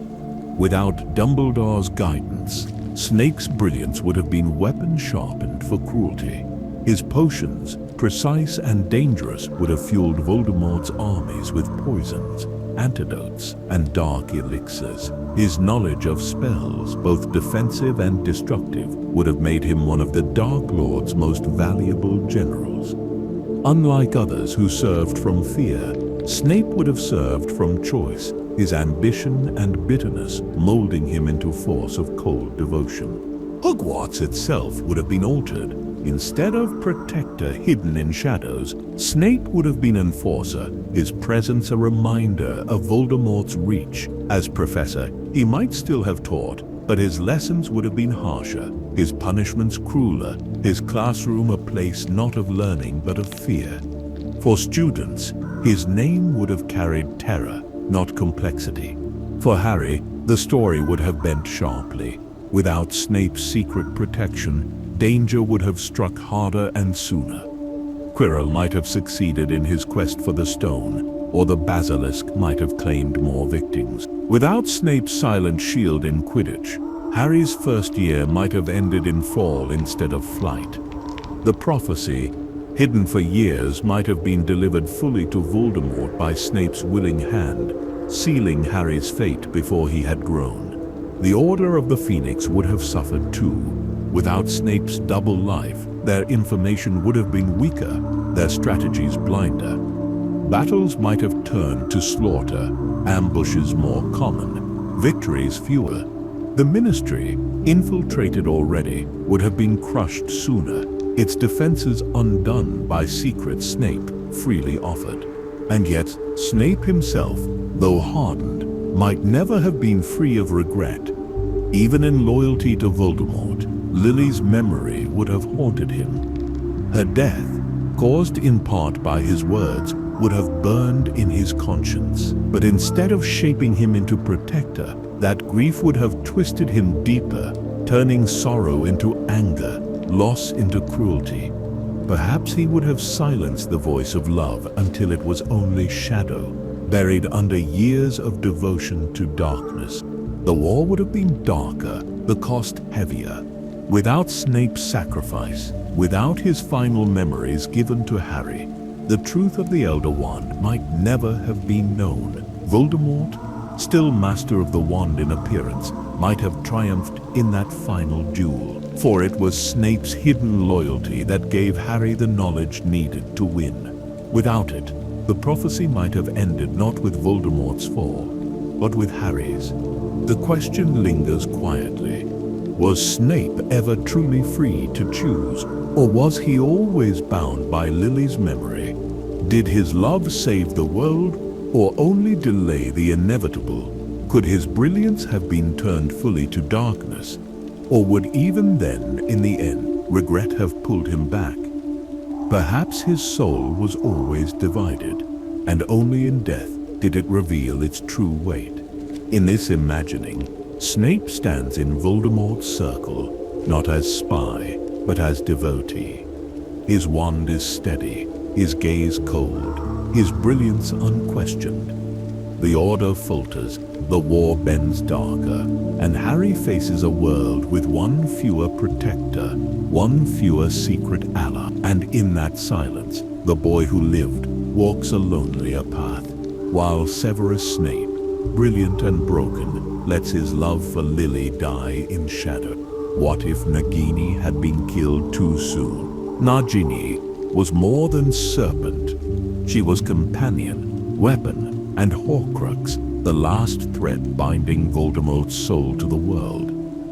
In the story we know, she lived until the final battle, her death in the hands of Neville Longbottom severing the Dark Lord's final tether. But imagine if Nagini had been killed too soon, if her life had ended before Harry was ready, before all other Horcruxes were destroyed.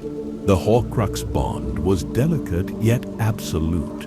For each one destroyed, Voldemort grew weaker, though he felt the loss dimly.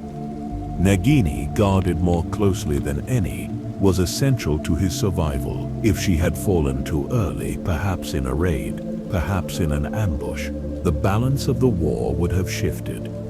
The Dark Lord would have felt rage sharper than ever before, his grief for her unlike any he showed for his followers. His fury would have driven him to cruelty beyond measure, his suspicion deepened, his trust in his army shaken. For Harry and the Order, the loss of Nagini too soon would have been double-edged.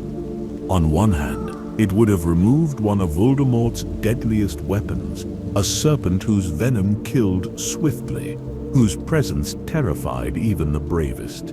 Without her at his side, Voldemort would have lost constant protector, his meetings less guarded, his duels less shielded. Yet on the other hand, her destruction before the others were gone might have risked everything. If Harry's scar connection had revealed her as Horcrux too soon and she had been struck down without the others yet destroyed, the Dark Lord might have grown cautious, hiding the rest more carefully, making their hunt near impossible. Harry himself might have faced even deeper danger, for within him too lay a fragment of soul, unknown until the very end. If Nagini had fallen before that truth was revealed, Voldemort's tether might have been severed incorrectly, leaving Harry's sacrifice meaningless. The prophecy, bent by timing, might have failed, leaving Voldemort still immortal though weakened. The war stretched into endless night. The defenders of Hogwarts would also have been changed. Neville's moment of triumph, his swing of the sword that proved his courage as great as any, would never have come. The symbol of resistance carried by his act would have been erased, leaving the battle less bright, the hope less sharp. For Neville's strike was not only the end of Nagini, but the proof that every student, every fighter, mattered, that even in shadow a single act of courage could turn the tide. The question lingers, was Nagini's death fated to come at the exact moment it did, or could the war have been won had she fallen earlier? Was her survival until the final clash coincidence, or destiny? Perhaps the truth is that timing itself was part of the prophecy, that each Horcrux had to be destroyed in its own order, its own moment, for the story to reach its end. In this imagining, Nagini dies in the shadows of some earlier battle, her body crumpling, her master's scream tearing the night. The Death Eaters recoil, their fear sharpened by the sight of his grief. The war presses on, but the balance shifts dangerously, too soon, too sharp. And in that altered thread of destiny, the end becomes uncertain, the story bending toward paths never walked. What if Hogwarts had fallen completely to the Death Eater? Hogwarts was more than stone and towers. It was sanctuary, home, and heart of the wizarding world. Even when Death Eaters prowled its halls in Harry's 7th year, the spirit of resistance burned. Students hiding in the room of requirement, professors defying cruelty where they could, the castle itself refusing to bow. Yet imagine if Hogwarts had fallen completely, its defenses shattered, its spirit crushed, the school turned fully into fortress of the Dark Lord. In such a world, the Carrows would not have been mere overseers of discipline, but rulers of the school, their cruelty unchecked. Lessons would have been reshaped into indoctrination, dark curses practiced openly, blood purity taught as law. Young students too frightened to resist would have been bent toward darkness, their childhood stolen not by war at the edges, but by shadow at its very center.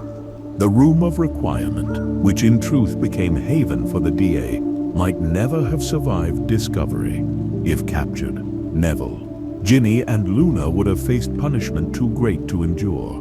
The DA, instead of inspiring courage, might have been silenced before it began. With no sanctuary, the flame of resistance among the young would have dimmed, leaving Kobuk's not symbol of hope but of despair.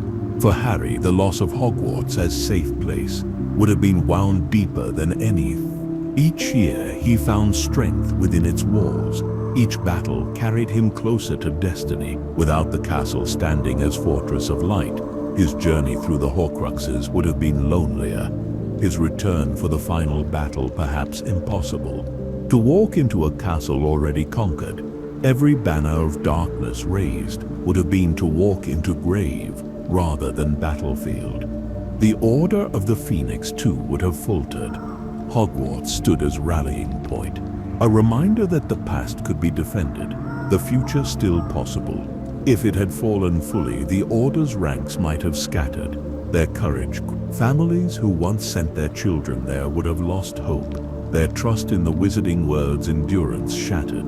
Voldemort's rule would have been unchallenged, not only in ministry but in education, shaping a generation to follow him willingly. And what of the battle itself?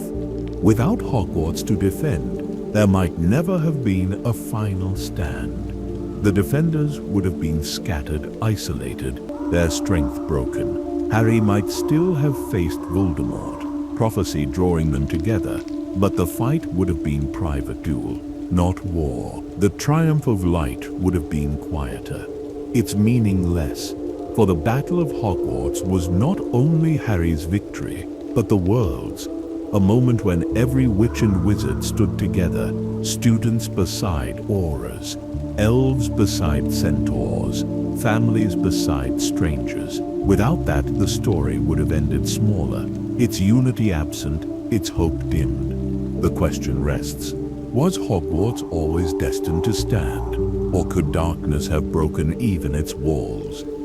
Was the castle a fortress of stone, or of spirit? Was its survival proof of magic, ancient and deep, or of courage carried by those within? Perhaps the truth is that Hogwarts could never fall, for it lived not in towers but in hearts. In this imagining, the banners of Slytherin hang heavy in the Great Hall, not as house pride but as symbols of conquest. The Carrows walk the corridors without fear, students bowing under their gaze. The laughter of children is silenced, replaced by drills in curses and chants of blood purity. The castle still stands, but its soul is gone, its halls dark, and in that silence, the wizarding world bends toward future, where hope itself is forgotten. What if Harry had used the Elder Wand to rule? At the end of the war, when Voldemort lay defeated on the floor of the Great Hall, Harry Potter held in his hand the most powerful wand in existence. The Elder Wand, forged in legend, coveted by generations, master of death itself. In the world we know, Harry chose to break its power, laying it aside, choosing Ulysses over mastery. Yet imagine if he had chosen differently. If Harry had claimed the Elder Wand not as burden but as tool and used it to rule. At first, the wizarding world might have welcomed it. The boy who lived, the savior of Hogwarts, the defeater of Voldemort, now holding a wand that none could oppose. With it, Harry could have restored peace swiftly, rebuilding the Ministry, punishing Death Eaters, mending what had been broken. None would have dared to resist, for resistance against the Elder Wand was futile. To many, his rule might have seemed gift, a guarantee that darkness could never rise again. But power, even in kind hands, bends slowly. With the Elder Wand, Harry's spells would have been unstoppable, his victories unquestioned. Disputes at the Ministry, once debated, could have been ended with a single flick. Crimes could have been punished without trial, dangers silenced before they could grow. At first it might have been mercy, sparing the world from further war. But soon mercy becomes habit, and habit becomes control. His friends might have stood at his side. Hermione, ever loyal, might have counseled restraint, her voice urging wisdom. Ron, devoted, might have followed, his loyalty bending to his friend. Yet even their voices might not have been enough to stop the slow shift of power, for the Elder Wand does not rest quietly.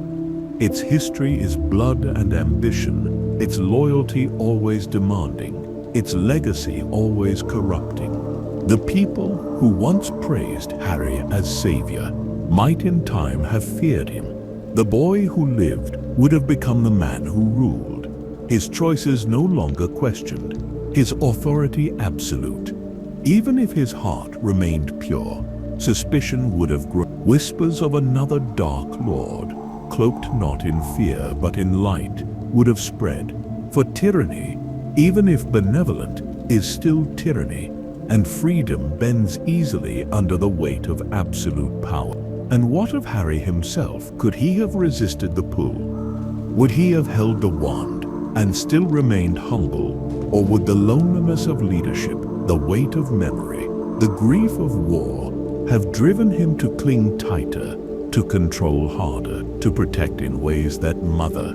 Instead of free, perhaps the scar on his forehead, no longer burning, would still ache with reminder that power and love cannot live in the same hand for long. The question rests like shadow. Was Harry's greatness born in his victory or in his refusal of power?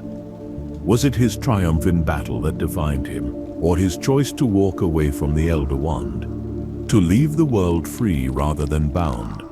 Was the true ending not Voldemort's death, but Harry's decision to break what others craved? Perhaps the story was never about defeating the Dark Lord, but about resisting the temptation to become him.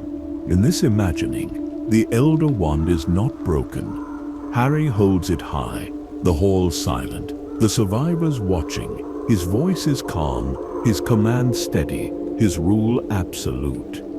The Death Eaters bow, the Ministry obeys, the wizarding world kneels not in fear but in reverence. Yet reverence is fragile, and power is heavy. And slowly, the boy who lived is no longer boy, no longer symbol but ruler. And the world, though spared Voldemort, finds itself shaped by another hand. The Elder Wand always watching, always demanding. What if Voldemort had chosen Neville's family to attack? The prophecy spoke of a child born as the 7th month died, a child with power to vanquish the Dark Lord. Two boys fit its words, Harry Potter and Neville Longbottom. Voldemort chose Harry, believing him the greater threat, and in doing so marked him as his equal. Yet imagine if the Dark Lord had chosen differently, if that Halloween night had ended not at Godric's Hollow but at the Longbottom home.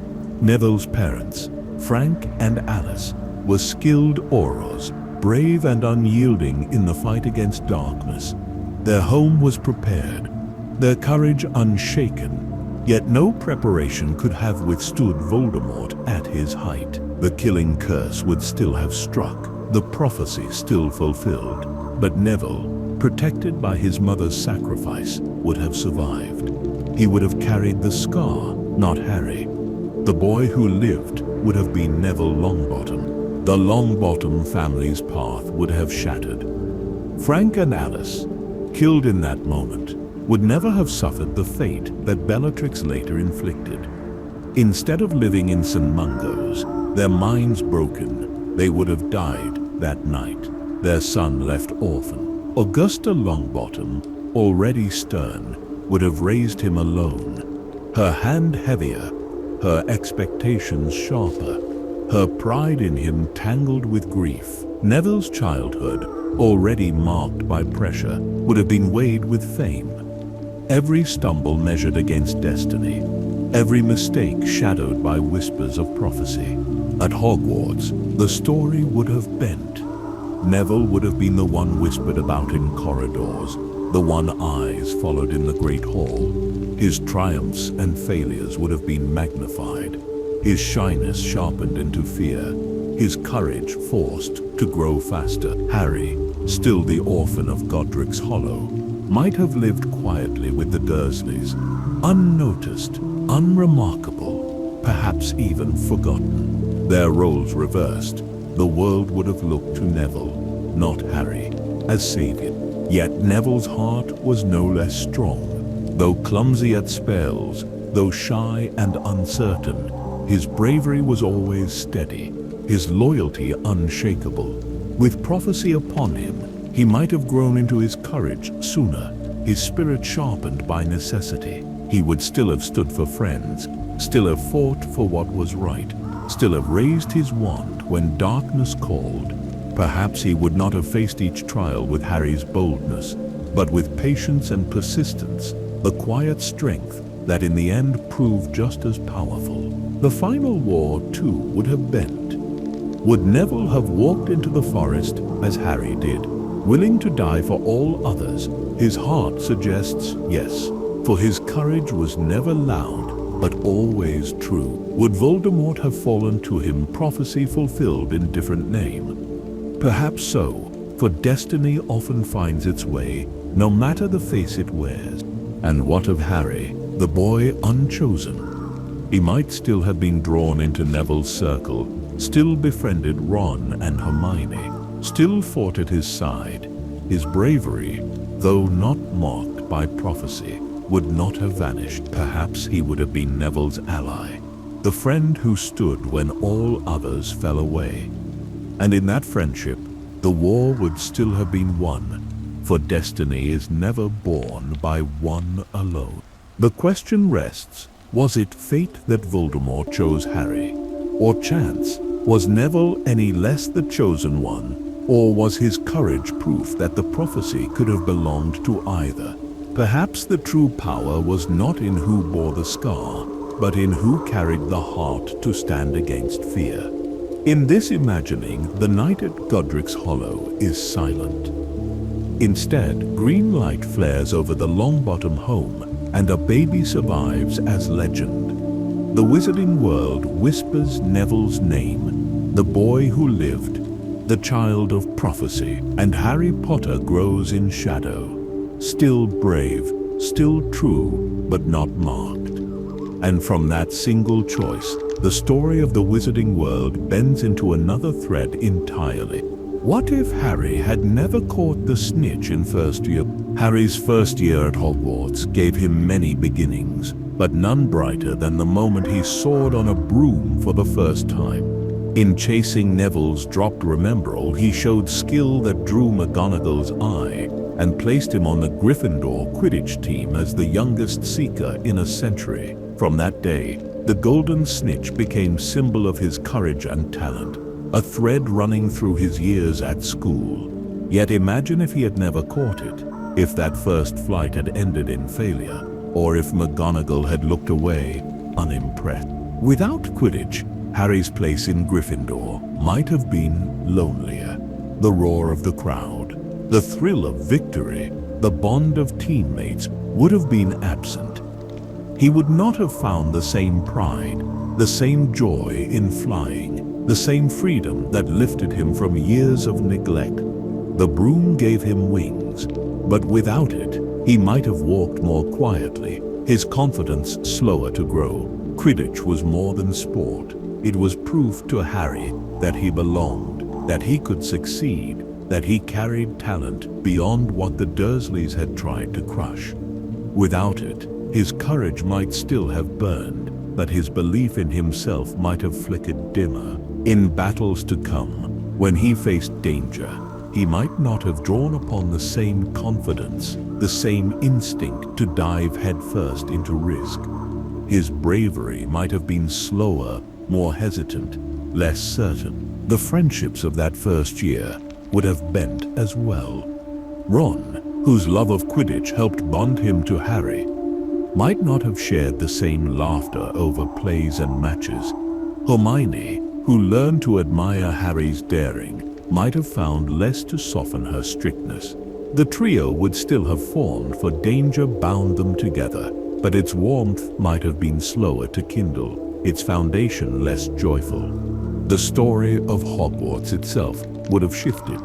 Quidditch matches often mirrored the rhythm of each year, victories carrying joy amid shadows, defeats sharpening tension. Without Harry as seeker, Gryffindor might have lost more often, its spirit lower, its rivalries sharper. Draco Malfoy, who tried to best Harry with his own broom, might have triumphed instead, his pride unchallenged, his arrogance unchecked. And yet, destiny has many paths.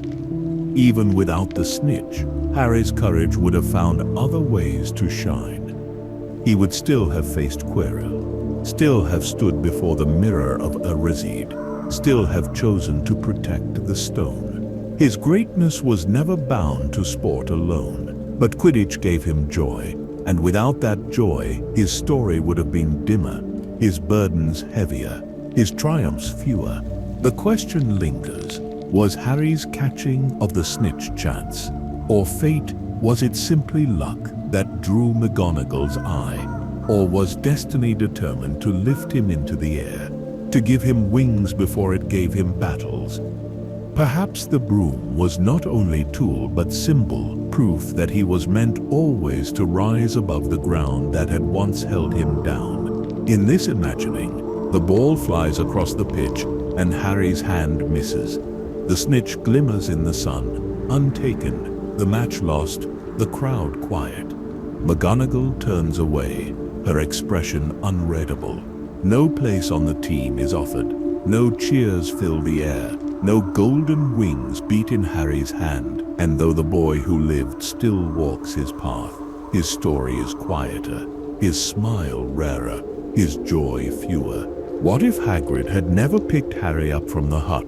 The night the letters came, carried by owls in endless waves, Vernon Dursley fled with his family, dragging Harry to a hut on a rock in the sea. There, on his 11th birthday, Hagrid arrived, filling the doorway with his size and warmth, placing a cake in Harry's hands, and telling him he was a wizard. That moment opened the door to the life Harry was meant for. Yet imagine if Hagrid had never come, if the hut had remained silent, the waves crashing outside, and the truth of Harry's birthright left untold.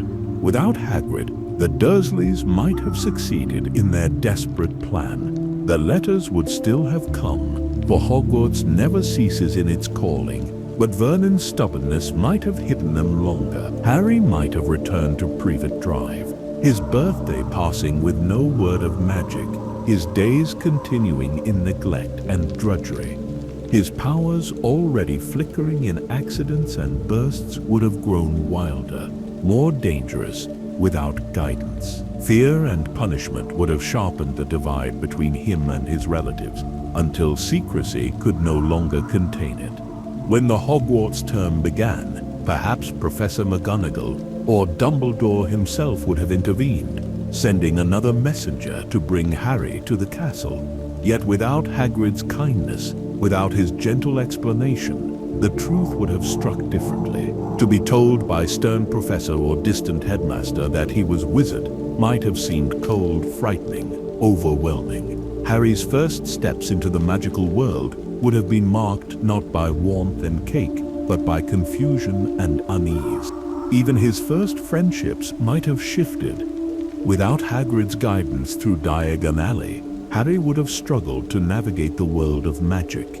His first wand, his first trunk, his first owl, these might have come with less joy, less wonder. He might have boarded the train more uncertain, less ready to smile at Ron Weasley, less open to Hermione's friendship. The trio might still have formed, but their bond would have been slower, less bright at its start. And what of Hagrid himself? Without that first meeting, his bond with Harry would have been weaker. He would still have been friend, still have loved the boy for his parents' sake, but the closeness born of that shared birthday would have been missing. The trust Harry placed in him, the affection that saw him defend Hagrid time and again, might not have grown as strong. The question lingers, was it Hagrid's words that changed Harry's life, or the truth itself? Was the door to magic opened by the letter or by the hand that carried it? Perhaps it was both, for knowledge and kindness together shaped the boy who lived, giving him not only destiny, but belonging. In this imagining, the waves crash against the hut, and no knock comes at the door. Harry turns 11 in silence, his cake forgotten, his letter unopened. The world of magic waits, patient but distant, its call delayed. And though the boy who lived still finds his way to Hogwarts, the joy of his first steps is dimmer, his wonder less bright, his heart slower to trust. What if the prophecy had never been spoken? The prophecy that shaped the lives of so many was spoken in a hidden room of the Hog's Head, a whisper overheard by Severus Snape and carried to Voldemort.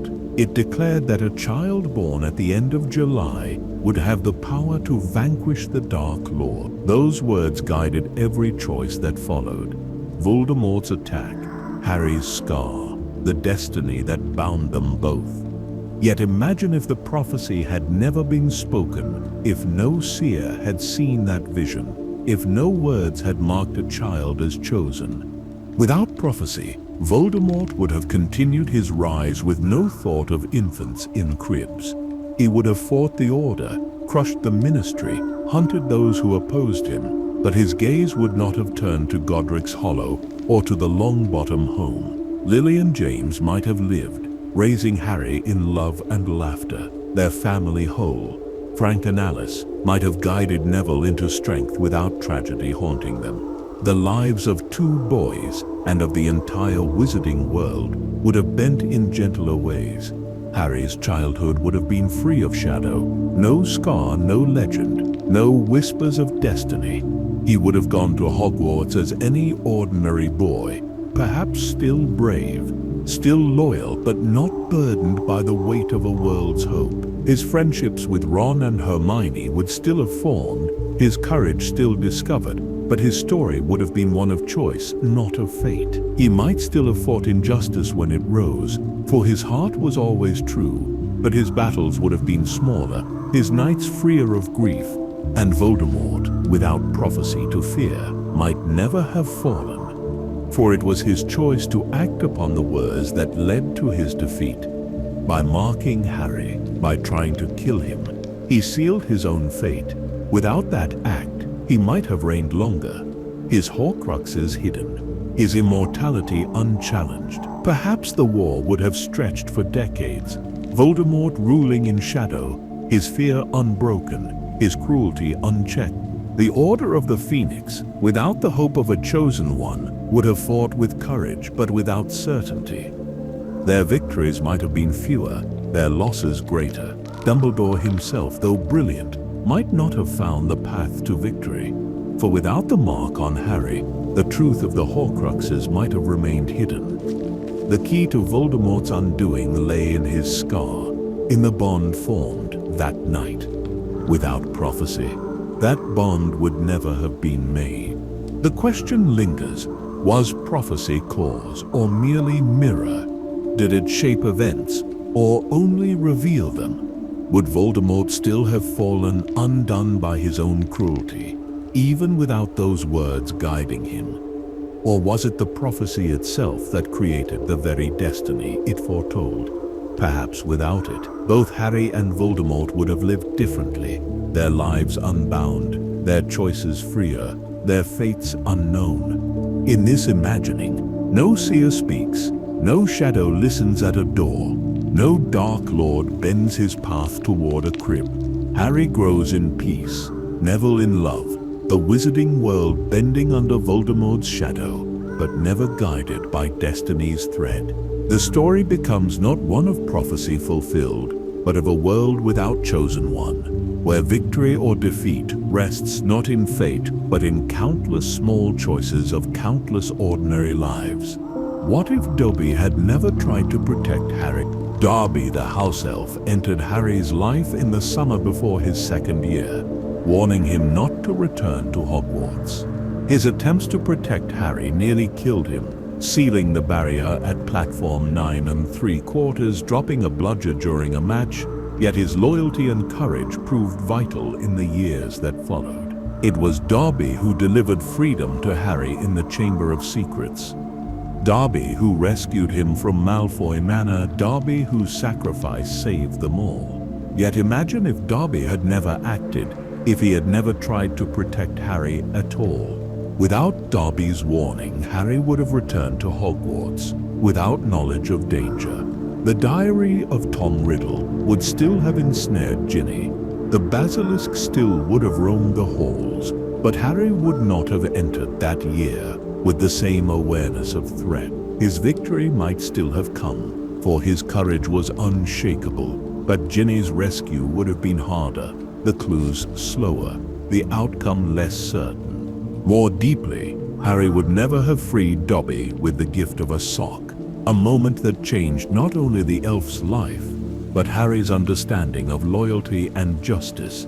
The bond they forged, built from kindness and gratitude, would never have been born. Harry's sense of the worth of house elves, already rare among wizards, might not have grown as strong.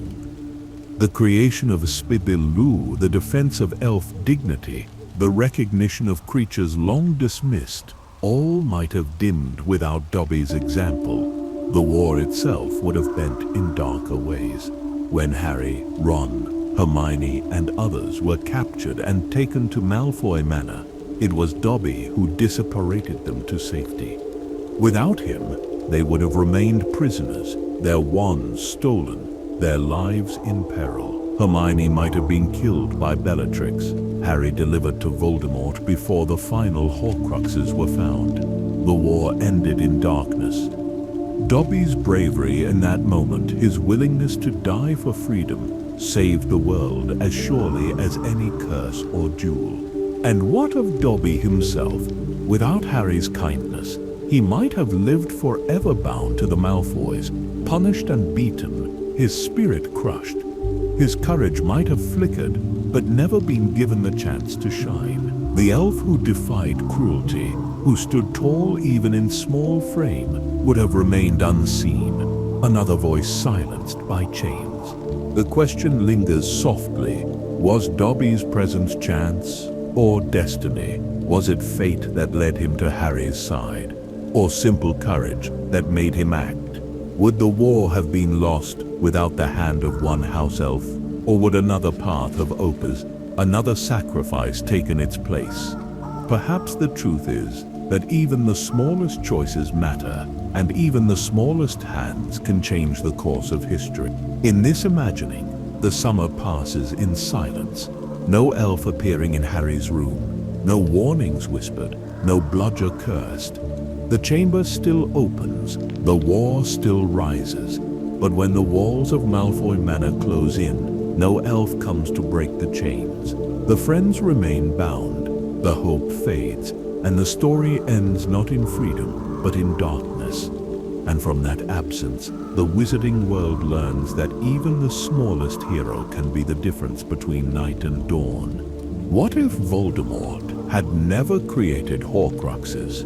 The darkest choice Tom Riddle ever made was to divide his soul, binding fragments into objects through murder. In doing so, he made himself nearly immortal, his body destroyed yet his spirit lingering, his rise delayed but never ended. The Horcruxes defined the war, for they had to be found and destroyed before Voldemort could fall. Yet imagine if he had never chosen that path, if fear of death had not driven him so far, if Horcruxes had never been created at all. Without Horcruxes, Voldemort's first fall would have been final. On that Halloween night, when he raised his wand against Harry and the curse rebounded, his life would have ended. No wraith to haunt forests, no shadow to possess hosts, no long years of fear. The wizarding world would have celebrated not just survival, but victory.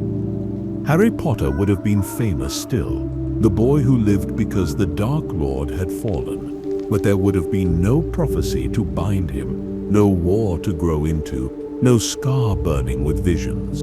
Lily and James, gone still, would have left Harry orphaned, but his life would have been one of peace. Raised perhaps still by the Dursleys, his childhood might have remained harsh.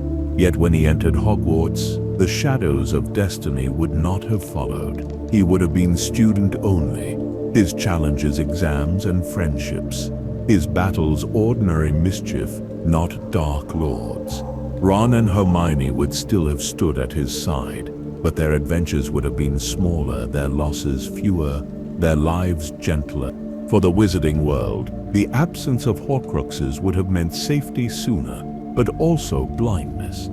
Few would have understood how close they came to darkness eternal, how fragile the line between life and death can be. The Order of the Phoenix might have disbanded in peace, its members living long years unburdened by war. Children would have grown without fear, Hogwarts without scars, families without grief.